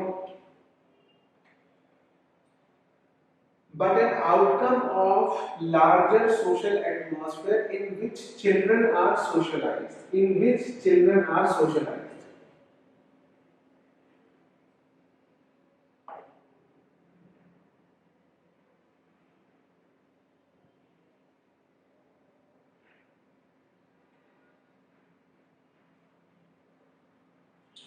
according to the culturist perspective, according to the culturist perspective, children or the people who are poor have shown a different attitude than the dominating attitude of the society. मतलब ये होता है, जैसे मैंने आपको बताया ना कि जो एटीट्यूड जो है वो हमारे डोमिनेंट पार्ट ऑफ सोसाइटी का होता है, वो एटीट्यूड पुअर का नहीं होता। पुअर का एटीट्यूड सोसाइटी के टुवर्ड्स अलग होता है। तभी आपको नजर आएगा कि उनके गोल अलग हैं, उनके ऑब्जेक्टिव अलग हैं, और उन्हीं के जो गोल है और जो ऑब्जेक्टिव है वो पॉवर्टी को परपिचुएट करते हैं। मतलब they are illiterate, their thinking is not their thinking is not in consonance with society's thinking। वो अलग सोच रहे हैं। जैसे आपने देखा होगा जो स्लम्स में रहते हैं उन बच्चों के दिमाग में बहुत कम रहता है कि मैं फ्यूचर में ये बनूंगा, फ्यूचर में वो बनूंगा। उनके मन में ये होता है कि आज की रोटी की जो है वो चोरी कहाँ से करनी है, आज मुझे किस गाड़ी का टायर चुराना है, आज मुझे कौन सी बाइक जो है वो चुरानी है। This is the behaviour in the poor society, slum dwellers जो है, जो उनके अंदर ये बिहेवियर होता है। तो और जो आपके मन में होगा, आपको मन में होगा आज जो है वो मुझे सोशियोलॉजी के ये चैप्टर्स को खत्म करना है, आज मुझे जो है वो ये चीजें कंप्लीट करनी है। आपके माइंड में ये चीजें हैं, राइट। तो यही चीजें जो है वो आपको यहाँ पर समझनी है कि वो बोला जा रहा है तो क्या बोला जा रहा है। तो according to the culturist perspective, the attitude of the poor children or attitude of the poor people is different from the dominating society. Thus, it helps in perpetuating poverty further. It helps in perpetuating poverty further. It means जो उनके goals और objectives हैं वही चीजें आगे poverty को perpetuate करती हैं, राइट। यही चीजें जो है वो आपके यहाँ पर क्लियर है। एक पॉवर्टी का यहाँ पर क्या थ्योरी है कि पुअर इसलिए पुअर है क्योंकि वो लेस स्किलफुल है। अब ऑस्कर लुइस ने क्या बोला कि पुअर इसलिए पुअर है क्योंकि वो ऐसे एटमॉस्फेयर में रहता है। यही चीज हमने पहले भी डिस्कस करी थी जब हमने आर के मर्डर के बारे में डिविएंस पढ़ा था कि एक इंडिविजुअल डिविएंस इसलिए है क्योंकि वो एक ऐसे सब कल्चर में रहता है। तो रिमेंबर वी टॉक अबाउट सब कल्चर, वही बात वापस से ऑस्कर लुइस कह रहे हैं कि एक सब कल्चर डेवलप हो जाता है लोगों के बीच में। और मैंने बोला ना सब कल्चर का मतलब क्या होता है कि there is a difference in attitude from the mainstream society. Is this clear? ये चीज समझ आ गई कल्चरल पर्सपेक्टिव क्या होता है पॉवर्टी के ऊपर।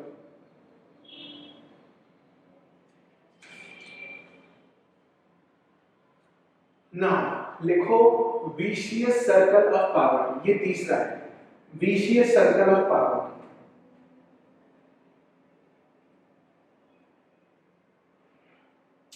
विशियस सर्कल ऑफ पॉवर्टी का मतलब यहाँ पर ये होता है कि एक चीज वापस से दूसरी चीज को रीइंफोर्स कर रही है। तो पॉवर्टी से लोग कभी भी निकल नहीं पाते। तो ये जैसे मैं आपको यहाँ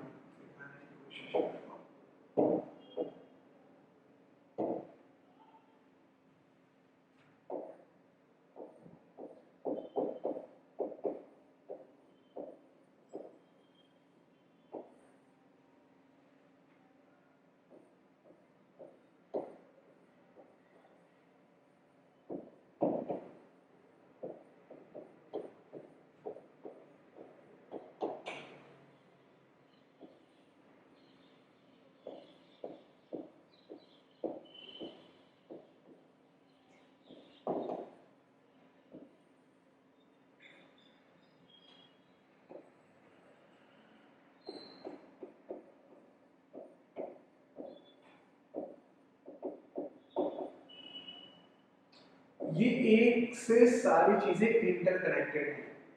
देखो अगर आप पढ़े लिखे कम हो तो आपके पास एजुकेशन कम होगी, which will also result into low income. Now if people have low income and if they do not have education, what they are going to do? They thought let's produce more children so that if we have more children, we will have more hands to work, which is going to result into population explosion. Population explosion के बाद क्या होने वाला है, अब उनके पास ज्यादा पैसे नहीं है तो वो मैल न्यूट्रिशन होगा। मैल न्यूट्रिशन है तो उनके पास ज्यादा खर्चा नहीं है पैसा करने के लिए, तो वो सारा पैसा जो है वो हेल्थ के ऊपर खर्च रहेंगे या फिर अपने सर्वाइवल के ऊपर। अब उनके पास एजुकेशन के लिए पैसा नहीं बचेगा। तो लो देखो इलिटरेसी, ये देखो इलिटरेसी का मतलब क्या है कि उनके पास पैसे नहीं है, उनके पास यहाँ पर एजुकेशन नहीं है। इलिटरेसी से क्या होगा, लो इनकम। लो इनकम से क्या होगा, आगे लेस एक्सपेंडिचर। लेस एक्सपेंडिचर किस पे, हेल्थ पे, right. Less expenditure on education as well. तो ये सारी चीजें क्या है ना, ये घूमती रहती है। तो ये विशियस सर्कल है, एक चीज दूसरी को दे रही। ये एक पॉवर्टी की थ्योरी ये है कि विशियस सर्कल है। A poor can never get out of the poverty because of one और द अदर फैक्टर। देखो अ पुअर, देखो अकॉर्डिंग टू सम सोशियोलॉजिस्ट, ये लिखना जब कभी कभार क्या होता है ना, बहुत शॉर्ट ट्रिक है, कभी कभार जैसे आपको किसी सोशियोलॉजिस्ट का नाम याद नहीं है, जैसे मैंने पियरे बोर्डो के बारे में बात करी, पियरे बोर्डो का मतलब आपको नहीं याद है तो आप लिख सकते हो अकॉर्डिंग टू सम सोशियोलॉजिस्ट, ये लिख सकते हो, सेफ है। लेकिन स्पेलिंग मत गलत लिखना, थिंकर का नाम मत गलत लिखना, मारे जाओगे। देखो अकॉर्डिंग टू सम सोशियोलॉजिस्ट। अब मुझे ये मत बोलना कि मुझे नहीं नाम पता तभी मैं सम सोशियोलॉजिस्ट बोल रहा हूँ, नहीं। ये एक्चुअली बहुत से सोशियोलॉजिस्ट का मानना है कि विशियस सर्कल जो है वो पॉवर्टी का, वो लोगों को पॉवर्टी से नहीं निकलने देता।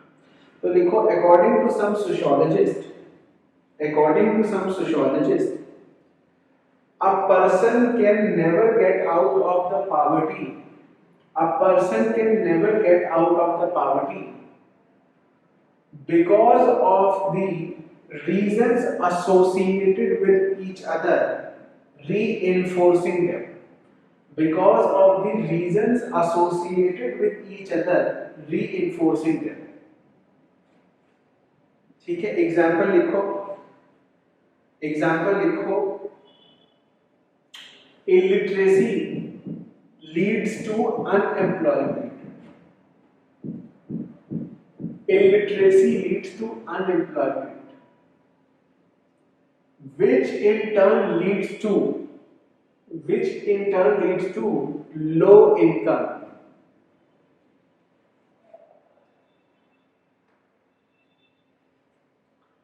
without which, देखो, without which good education and food, shelter is nearly impossible। पैसों के बिना ना खाना मिलेगा ना एजुकेशन मिलेगी। अब ना एजुकेशन नहीं मिलेगी ना खाना मिलेगा, मैल न्यूट्रिशन हो जाओगे, फिर हॉस्पिटल का खर्चा, अब जब हॉस्पिटल का खर्चा तो सारे पैसे फिर खत्म हो जाएंगे, फिर गरीब हो जाओगे। यही यहाँ पर बात करेंगे। आगे लिखो dependency theory, dependency theory.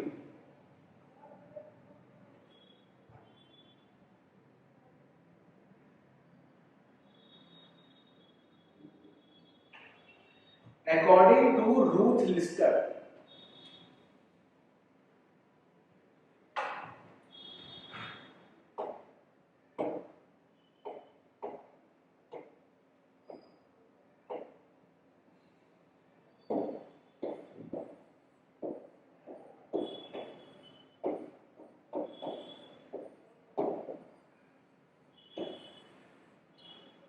the developed countries, according to Ruth Lister, the developed countries have become developed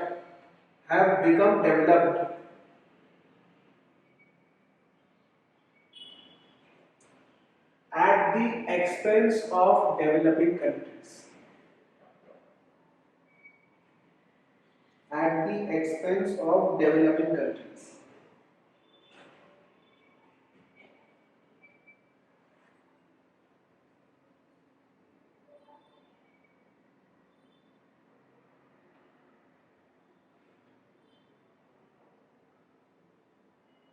इसका मतलब पता है क्या है?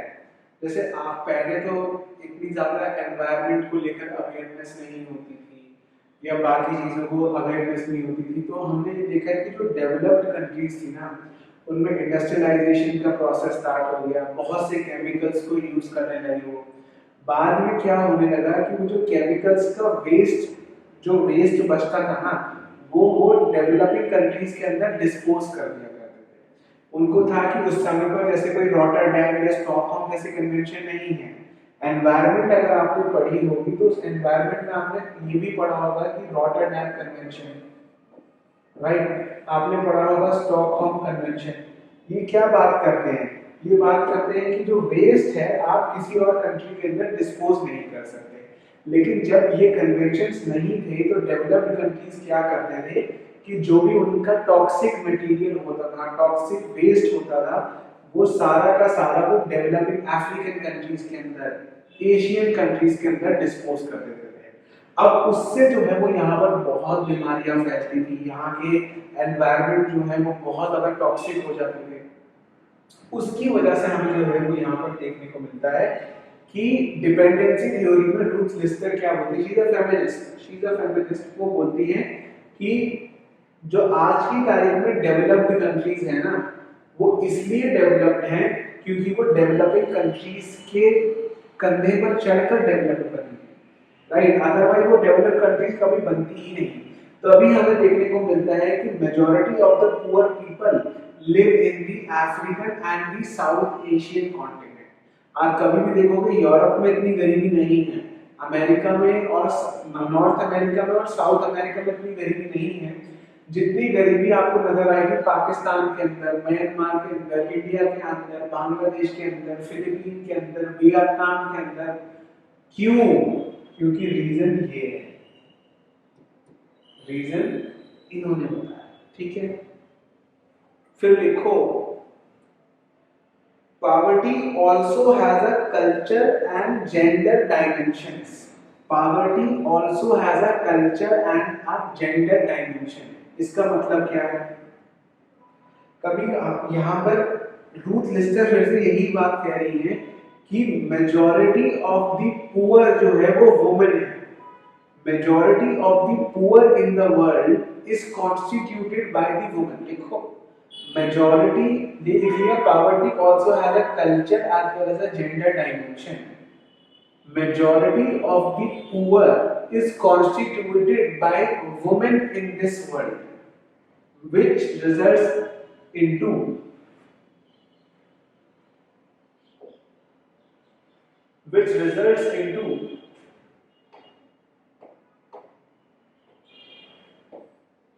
feminization of poverty.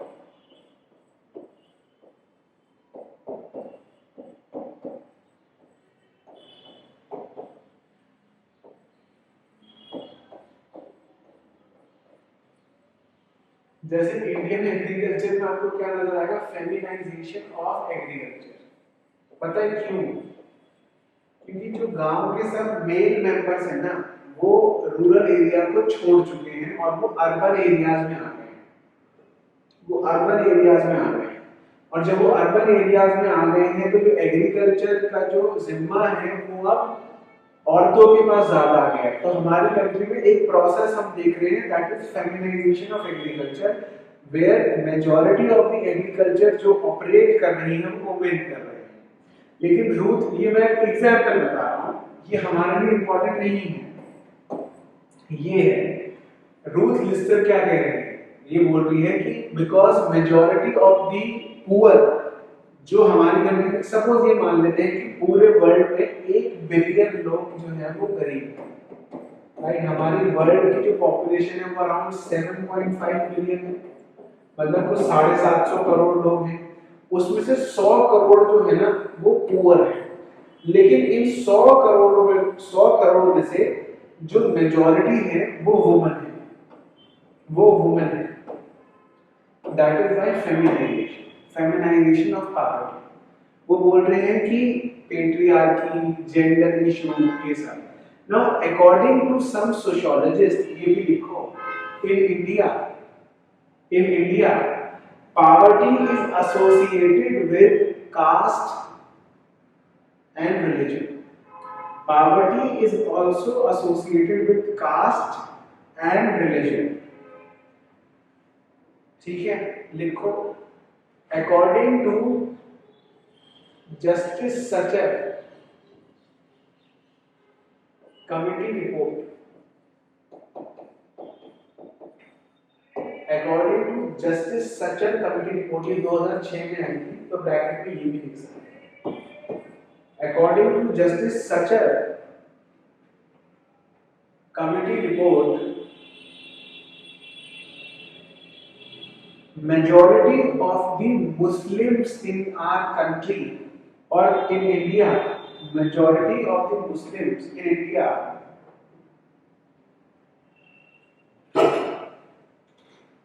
are below the poverty line,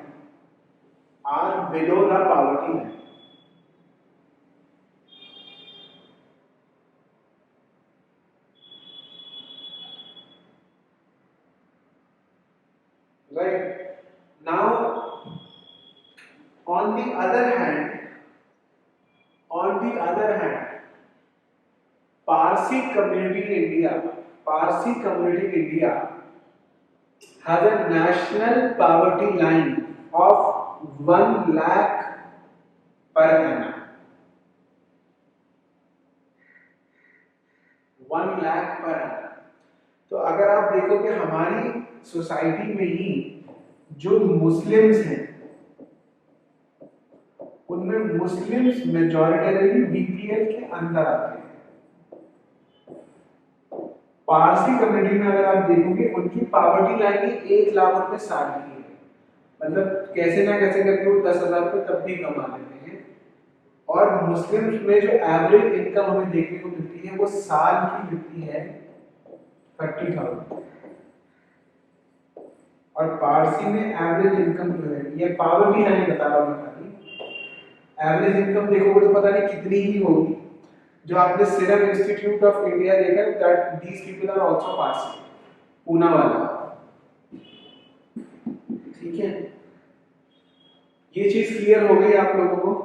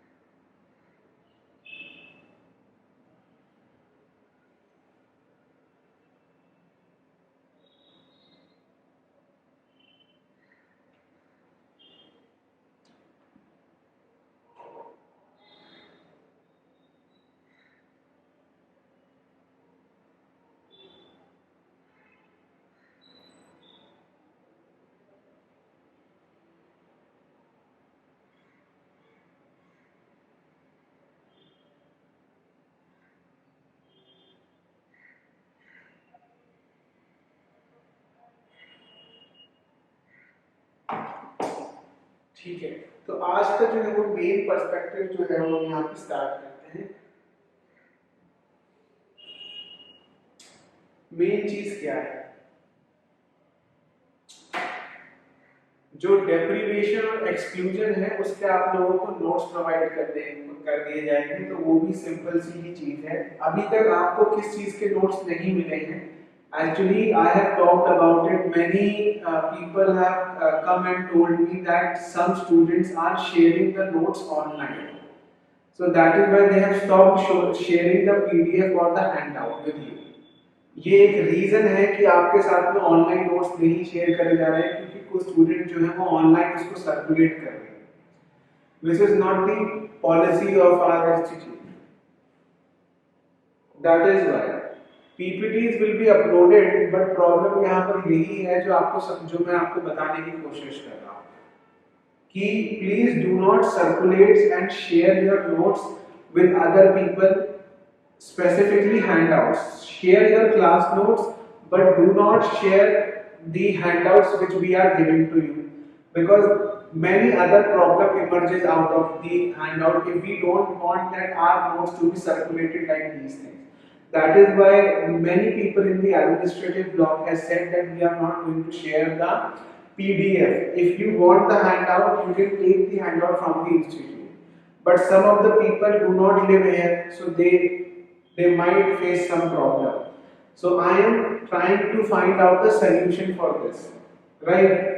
So please tell me कि कहाँ से आपको हैंडआउट नहीं मिला, वो मुझे आप बता दो. I will find the way कि कैसे जो है वो आपको हैंडआउट जो है वो डिलीवर करवाना है या पहुंचवाना है. Just please let me know कि कहाँ से आपको नोट्स नहीं मिले हुए हैं. पार्सल्स के मिल गए आप लोगों को?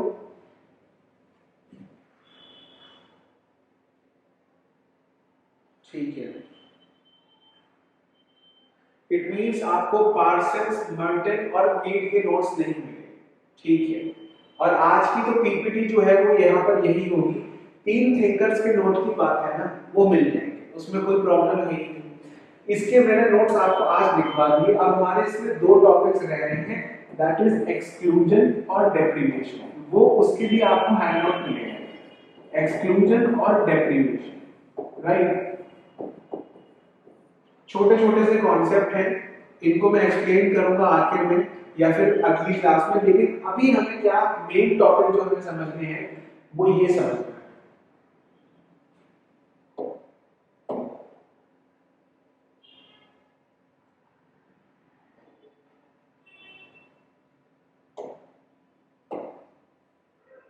स्ट्रैटिफिकेशन एंड मोबिलिटी, ये सबसे इंपॉर्टेंट है हमारे, कि हमारी सोसाइटी में जो स्ट्रैटिफिकेशन है उसको लेकर अलग अलग सोशियोलॉजिस्ट के क्या पर्सपेक्टिव है. कार्ल मार्क्स का क्या पर्सपेक्टिव है, वेबर का क्या पर्सपेक्टिव है, और टैलकट पार्सन यानी कि फंक्शनलिस्ट व्यू, फंक्शनलिस्ट पर्सपेक्टिव क्या है स्ट्रैटिफिकेशन को लेकर. और यही आपका टॉपिक 5 है, स्ट्रैटिफिकेशन एंड मोबिलिटी, राइट. अब इस स्ट्रैटिफिकेशन मोबिलिटी में मैंने आपको बता दिया कि सबसे पहले आपसे 5 कॉन्सेप्ट्स के बारे में पूछा गया है. Inequality, hierarchy, poverty, exclusion, deprivation. इसमें से मैंने 3 कॉन्सेप्ट आपको डिक्टेट करवा दिए. 2 को भी मैं आगे डिक्टेट करवाऊंगा, लेकिन उससे पहले हम यहाँ पर कुछ पर्सपेक्टिव समझ लेते हैं. यूपीएससी ने सिलेबस में 3 पर्सपेक्टिव पूछे हैं आपसे, मार्क्सिस्ट, वेबेरियन पर्सपेक्टिव और फंक्शनलिस्ट पर्सपेक्टिव. सबसे पहले जो है वो हम यहाँ पर समझते हैं. Don't worry, do not worry about handout, they will be uploaded on portal. I have to talk to them but it will take time.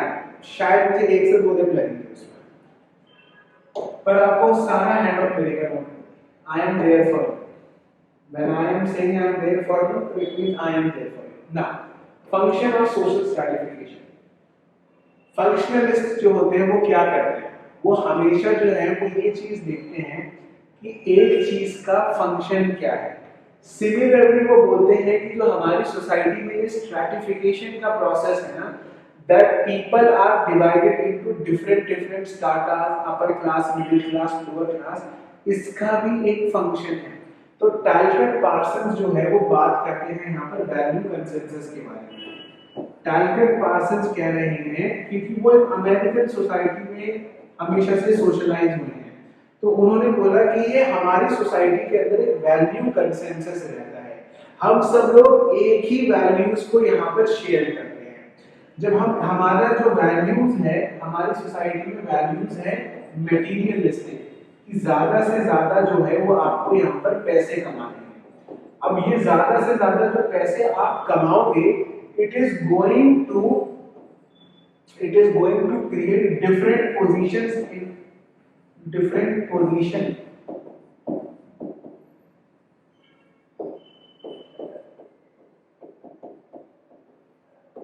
Different position which is attached with unequal award। इसका मतलब क्या है? वो ये बोल रहे हैं कि कुछ लोग जो होते हैं वो हमारी सोसाइटी में गोल्स को कंप्लीट करना चाहते हैं। वैल्यू कंसेंसस क्या है कि हमें ज्यादा से ज्यादा पैसा कमाना है। आज की तारीख में इंडिया में आप देखोगे मेजॉरिटी लोग पैसे के पीछे भाग रहे हैं। क्यों? क्योंकि यही वैल्यू कंसेंसस है। People want to earn more money, right? Sometimes other people do not have access to the resources. जो बर्टन ने कहा था कि कुछ लोगों के पास इक्वल अपॉर्चुनिटी नहीं होती है। जब इक्वल अपॉर्चुनिटी नहीं होती है तो वो चीज अचीव नहीं कर पाते हैं। अब जैसे मैंने क्या बताया कि हायरार्की क्या है? फाउंडर, मैनेजर, सुपरवाइजर, ये हायरार्की है ना। ये हायरार्की आई कैसे? इनइक्वालिटी की वजह से आई है। ये लोग इनइक्वल थे, अनइक्वल थे। अब ये अनइक्वल जब हुए तो ये स्ट्रैटिफाइड हो गए, स्ट्राटा में आ गए ना। ये high class, middle class, lower class, ये तीन स्ट्रैटिफिकेशन हो।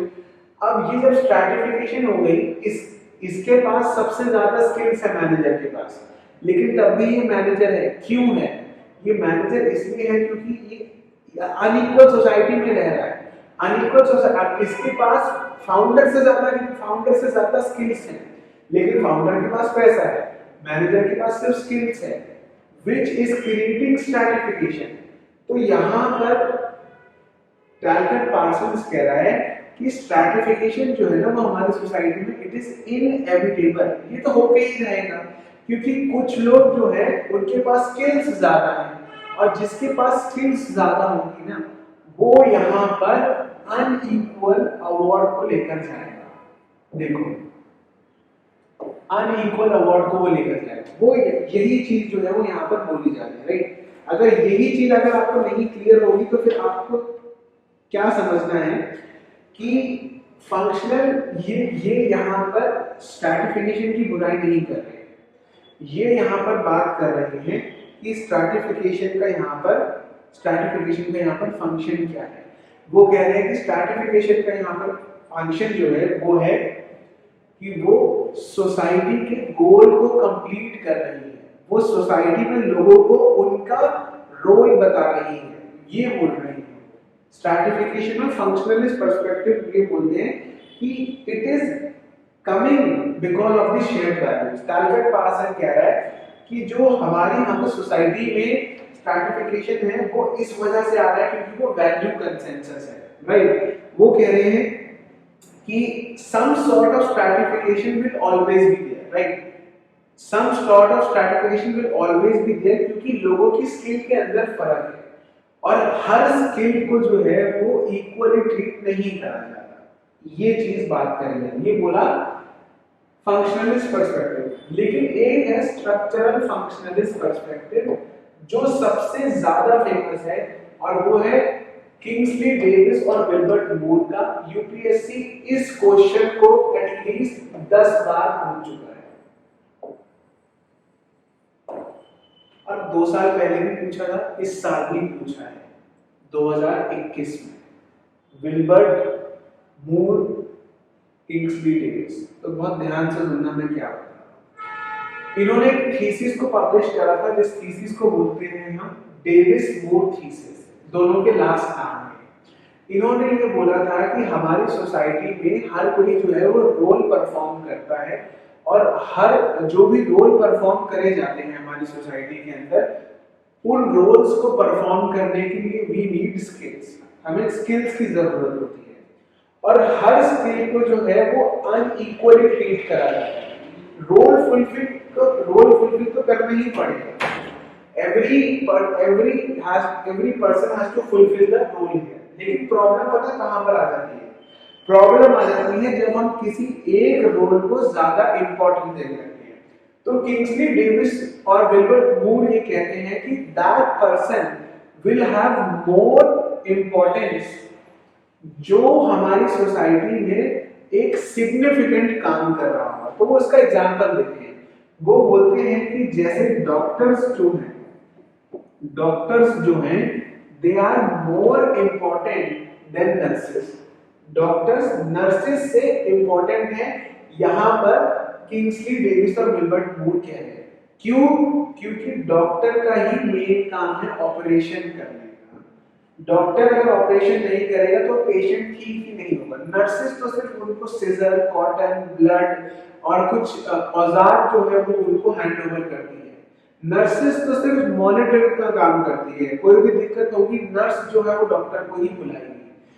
यही चीज किंग्सली डेविस और विल्बर्ट मूर कह रहे हैं कि हमें हमारी सोसाइटी में स्ट्रैटिफिकेशन क्यों आ रहा है, क्योंकि हमारे यहाँ पर अलग अलग स्किल्स की इंपॉर्टेंस है। तो उन्होंने बोला, मतलब बहुत से लोगों ने क्रिटिसाइज करा कि हमें आपका ये कॉन्सेप्ट है फिर समझ नहीं आ रहा। तो उन्होंने बताया कि हम जो है वो फंक्शनल इंपॉर्टेंस के ऊपर बात करें। फंक्शनल इंपॉर्टेंस कौन जो है वो हमारी सोसाइटी में ज्यादा सिग्निफिकेंट है। इसका मतलब क्या है कि मेरे मेरे ऊपर कितने लोग डिपेंडेंट हैं, मेरे ऊपर how many people are dependent, right? How many people are dependent upon me. And second, मेरी पोजीशन जो है वो कितनी ज्यादा यूनिक है।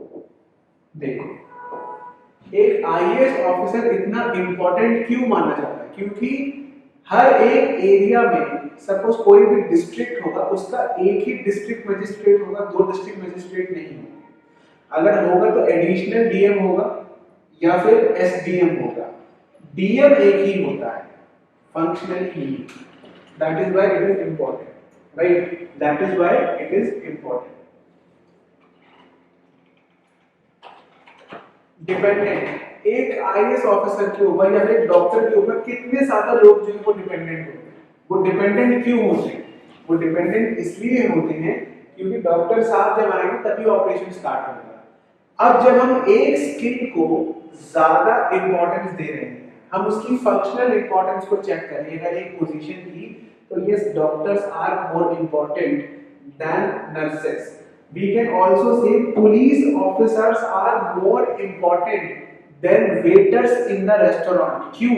क्योंकि पुलिस ऑफिसर्स के ऊपर हमारी सोसाइटी डिपेंड करती है, क्योंकि पुलिस ऑफिसर जो है वो हमारे लॉ एंड ऑर्डर को मेंटेन करते हैं। जब वो हमारे लॉ एंड ऑर्डर को मेंटेन करते हैं तो वेटर क्या कर रहा है? वेटर वो खाना प्रोवाइड कर रहा है जो शेफ ने बनाया है। वो खाना किसी और ने बनाया है, खाना किसी और को खाना है, वो बस पहुंचा रहा है खाना। पुलिस ऑफिसर ज्यादा इंपॉर्टेंट है वेटर से। ये एग्जाम्पल जो है वो यहाँ पर ऐसे आप क्रिएट कर सकते हो। सिमिलरली यहाँ पर बहुत से और भी एग्जाम्पल जो है वो यहाँ पर दिए जाते हैं। अब एग्जाम्पल ये है, कुछ लोगों ने और भी बातें करी, मतलब अब यहाँ पर इनको क्रिटिसाइज करा जाएगा। तो डेविस और मूर जो है वो यहाँ पर देखते हैं फंक्शनल नेसेसिटी, कि हमारे सोशल ग्रुप में फंक्शनल नेसेसिटी क्या है इंडिविजुअल की। अब जब डॉक्टर आर हाईली पेड और नर्सेज जो है वो इतनी अच्छी तरीके से पेड नहीं करी जाती, उनकी सपोज एक नर्स की सैलरी जो है वो है 30,000 रुपीज, लेकिन सेम वही डॉक्टर की जो सैलरी है वो है 3 lakh rupees. Upper class, lower, middle class, right? Stratification, ये वो बोल रहे हैं कि स्ट्रैटिफिकेशन तो हमारी सोसाइटी में इनएविटेबल है, ये तो होकर ही रहेगा, क्योंकि पोजीशन अलग है, लोगों के पास स्किल सेट अलग है। तब देखो इन मैडम जो है, इन नर्स है, इन मैडम को ऑपरेशन करना नहीं आता, ऑपरेशन को इंपॉर्टेंस बहुत ज्यादा देती है। क्यों? क्योंकि अगर किसी का ऑपरेशन सक्सेसफुल हो जाता है वो अपना जिंदगी में खुशी से जी पाएगा, तो डॉक्टर की इंपॉर्टेंस बढ़ जाएगी। अगर क्राइम हो गया तो लोगों की जान जाएगी, लेकिन अगर लोगों को खाना नहीं मिला रेस्टोरेंट में तो इतनी बड़ी बात नहीं है। सेल्फ सर्विंग का भी कॉन्सेप्ट है हमारी सोसाइटी में। तो police is more important, that is why waiter की सैलरी होती है 8,000 रुपीज और एक आईपीएस ऑफिसर की सैलरी होती है 75,000 rupees. Functional necessity, now unequal position is going to result into unequal award. ये चीज जो है वो यहाँ पर बोली जा रही है। एक यहाँ पर उन्होंने यहाँ पर एक और बात जो है वो बोली थी, वो बोली थी कि अगर हमारी सोसाइटी में अनइक्वल पोजीशंस नहीं क्रिएट करी जाएंगी, मतलब जैसे सपोज डॉक्टर और नर्स जैसी पोजीशन क्रिएट नहीं करी जाएगी, people will lose the motivation to do hard work. And जो वो हार्ड वर्क अचीव करके डॉक्टर बनते हैं ना, we are compensating for their sacrifice by giving them higher salary. हम उनको हाई सैलरी पता क्यों दे रहे हैं? एक आईएएस ऑफिसर को इतने प्रिविलेजेस क्यों मिलते हैं? क्योंकि उन्होंने पूरे देश के इतिहास के बारे में दुनिया भर की जो ज्ञान है उन्होंने पढ़ा है, और उसी को ही अब वो देश को चलाने के लिए यूज करेंगे। तो उनको पहले से ही कुछ सुविधाएं दी जाती है, क्योंकि उन्होंने सैक्रिफाइस बहुत करा है। अब उसी सैक्रिफाइस के लिए गवर्नमेंट ऑफ इंडिया कंपनसेट कैसे करती है? आपको गाड़ी दिया जाएगा, नौकर दिया जाएगा, घर दिया जाएगा, पेट्रोल का खर्चा दिया जाएगा, टेलीफोन का बिल दिया जाएगा, घर का कोई किराया नहीं होगा, घर में 4 सर्वेंट होंगे। क्यों? Unequal position, unequal reward, which is going to motivate people to do hard work। तो डेविस कहते हैं और मूर कहते हैं कि अगर ये हमने अनइक्वल पोजीशंस नहीं क्रिएट करी ना, तो people will lose the motivation, right? तो फिर तो होमोजेनस सोसाइटी मिलेगी जब सब एक जैसे ही काम करेंगे। अगर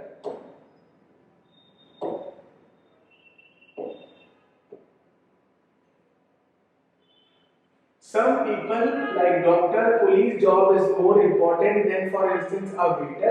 It does not require the same skill and training as a police officer. A problem क्या है? Without the incentive of higher pay and better benefit, why would someone be willing to risk one's own life? अगर एक police officer को एक waiter से भी कम पैसे मिलेंगे, तो वो क्यों अपनी जान जो है वो यहाँ पर जोखिम में डालेगा अपनी सोसाइटी के लिए? तो unequal reward is also necessary for the positions which are important, right? If income levels were the same, police officer और the doctor might as well as work as a waiter. मतलब क्या है? अगर सब doctor की भी position, doctor की salary और वेटर की सैलरी सेम होगी, तो क्यों डॉक्टर बनेगा कोई? सब वेटर ही बनेंगे। डेविस और मूर का क्या मानना है? that rewarding more important and recognizing the significance of work। अगर आप हायर इनकम एक ऐसे काम को देते हो जो इम्पोर्टेंट है, जिसके साथ प्रेस्टीज और पावर भी आती है, पीपल विल वर्क हार्ड। लेकिन अगर सब में ही एक जैसी ही पावर है, प्रेस्टीज है, तो लोग काम करना छोड़ देंगे, right? They also stated that more effort skills required for a job, the fewer qualified people would be to do that। इसका मतलब क्या है? जो जॉब जितनी ज्यादा कम होगी, उसके लिए उतने ही ज्यादा लोग अप्लाई करेंगे, उतनी ही ज्यादा स्किल्स चाहिए होंगी। सर्टेन जॉब्स जैसे कि गाड़ी में पेट्रोल भरना, इसमें इसकी कोई इतनी फंक्शनल इंपॉर्टेंस नहीं है, लेकिन हाँ, प्राइम मिनिस्टर की पोजीशन, देश को चलाना बहुत बड़ी पोजीशन है। या standing in front of the door, एक गार्ड की कितनी इंपॉर्टेंट है? ज्यादा इंपॉर्टेंट नहीं, आपको सिर्फ खड़ा रहना है। क्या आपको कोई दिमाग चलाना है? Answer is no. You only have to ask those people who are coming that please do the entry and please show your ID, that is it. गाड़ी में पेट्रोल भरने की जॉब क्या है? कितने का पेट्रोल भरना है सर? 500, 1000, 2000, बस भर देना, नंबर फीड करना ही करना है। लेकिन एक डॉक्टर की जॉब इज वेरी इंपॉर्टेंट, एक नर्स की job very important, police officer की जॉब वेरी इंपॉर्टेंट। क्यों है? Because they have a functional necessity. ये विल्बर और मूर का कहना है। अब विल्बर और मूर को ही यहाँ पर कुछ लोग क्रिटिसाइज कर रहे हैं, right? Now jobs whose skills are more scarce, ऐसी स्किल्स जो मिलती नहीं। जैसे आप लोगों को शायद अगर नहीं पता, अभी एक न्यू पोजीशन जो है वो हमारे वर्ल्ड में क्रिएट हुई है, एंड इस पोजीशन का नाम है डेटा साइंटिस्ट। डेटा साइंटिस्ट की इंडिया में इतनी कमी है कि ये बोला जाता है कि सिर्फ 27 लोग हमारी कंट्री में डेटा साइंटिस्ट का कोर्स करके बैठे हैं, और उनमें से 27 में से 15 से 20 लोग जो हैं वो बाहर जाकर नौकरियां कर रहे हैं। हमारी कंट्री में there is scarcity of data scientist. जितनी ज्यादा स्कार्सिटी होगी, उतनी ज्यादा उनकी इंपॉर्टेंस बढ़ेगी। सेंट्रल गवर्नमेंट के अंदर आईएएस ऑफिसर्स की बहुत ज्यादा कमी है इस समय पर। तभी वो स्टेट गवर्नमेंट से ऑफिसर मांग रहे हैं। वो एम्प्लॉयमेंट भी बढ़ा सकते हैं, लेकिन वो आईएएस की पोजीशन को बहुत ज्यादा इंपॉर्टेंट बना के रखना चाहते हैं, तो वो उसकी एम्प्लॉयमेंट को कम ही रखेंगे हमेशा से। People compete vigorously for these high reward jobs। हर कोई आईएएस बनने के लिए 24 घंटे, 20 घंटे, 18 घंटे पढ़ता है। डॉक्टर बनने के लिए 12 घंटे पढ़ता है। क्यों? Because they are high demanding jobs. एक वेटर बनने के लिए आपको ज्यादा मेहनत नहीं करनी पड़ेगी, लेकिन एक डॉक्टर बनने के लिए जरूर करनी पड़ेगी। So these jobs, the stratification in the society motivate people to work harder. The most talented people fill the most important position in the society। तो स्ट्रैटिफिकेशन का मेन पर्पस ये भी है कि अगर कोई डॉक्टर की पोजीशन है सोसाइटी के अंदर, तो उस डॉक्टर की पोजीशन को वो ही फुलफिल करेगा जिसके पास रिक्वायर्ड स्किल सेट होगा, जिसके पास नॉलेज होगी, जिसके पास रिक्वायर्ड स्किल सेट होगा। अगर स्किल सेट ही नहीं है तो डॉक्टर की पोजीशन कौन भरेगा? वेटर। यही चीज जो है यहाँ पर वो समझाने की कोशिश करेगा, राइट। अब इसका क्रिटिसिज्म करता है कौन? M Tumin, that is Melvin Tumin. यहां से हम अपनी अगली क्लास में कंटिन्यू करेंगे, that is on 3rd February। From 8th February onwards classes will be regular। 3 thinker के नोट्स आपको पहुंचाने हैं। ये चीजें डिक्टेशन ऑलरेडी हो चुकी हैं, इसकी पीडीएफ ऑलरेडी अपलोड हो चुकी होगी जहां तक मुझे पता है। आप लोगों के लिए बहुत बेहतर होगा ये अगर आप ये इसको पढ़कर रखें पहले से। अगर पढ़ के रखोगे तो हमारा बहुत जल्दी जो है वो ये हो जाएगा, राइट। तो ये अलग अलग थ्योरीज हैं, और जिन लोगों ने भी हरनंबोस खरीदी हुई है, हरनंबोस खरीदी हुई है, तो उनको मैं कुछ पेजेस बता रहा हूँ जो आपको पढ़ने हैं।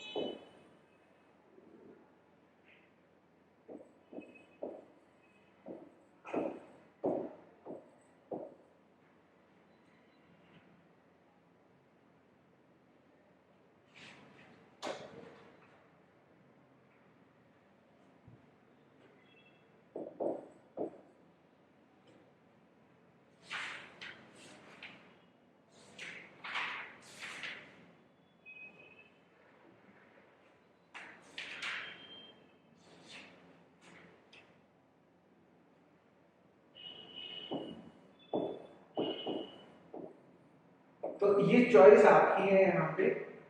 आप इस पीपीटी को भी पढ़ के आना, और 22, 23, 24 पेज नंबर, और 30 और 30 से लेकर 34 तक ये 3 पेजेस हैं, और ये 5 पेजेस हैं। तो आपको सिर्फ 9 पेज पढ़ने हैं बस, और ये पीपीटी की स्लाइड पढ़ के आनी है, और आपको कोई दिक्कत नहीं है, ठीक है। उसके बाद बाकी जो भी है वो टॉपिक मैं ही पढ़ाऊंगा। हमारी ये 3 पर्सपेक्टिव जो है हम उनको डील करेंगे, और उसके बाद हम डिस्कस करेंगे मोबिलिटी के बारे में।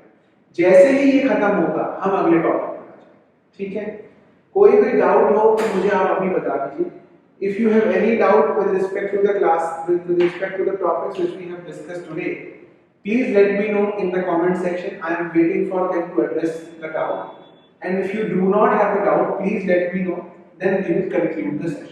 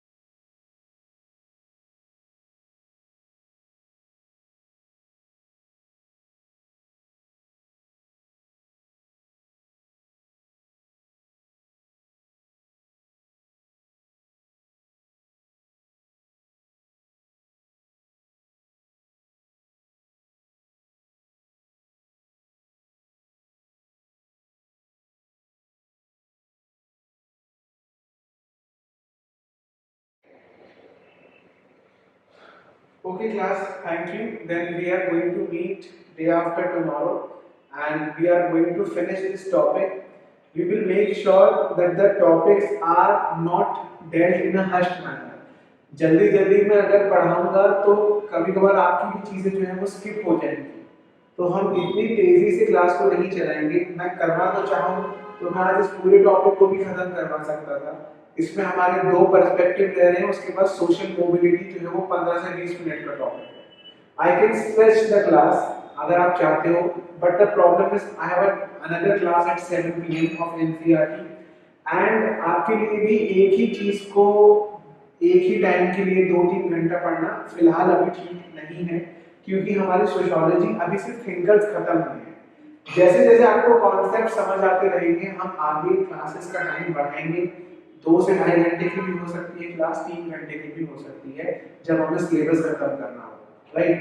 But we are also going to make sure that अभी जो है वो हम बहुत यहाँ पर स्टेडी अप्रोच लेकर चले। तो मैं यहाँ पर पूरी कोशिश करूंगा कि जो हमारी क्लास है वो यहाँ पर February 15 या February 18 तक हम अपना पेपर 1 जो है वो पूरा खत्म कर देंगे, राइट। एंड जो हमारा डिस्कशन रह रहा है, एक डिस्कशन रह रहा है, वो भी हम यहाँ पर जल्द से जल्द खत्म करने की कोशिश करें। Thank you.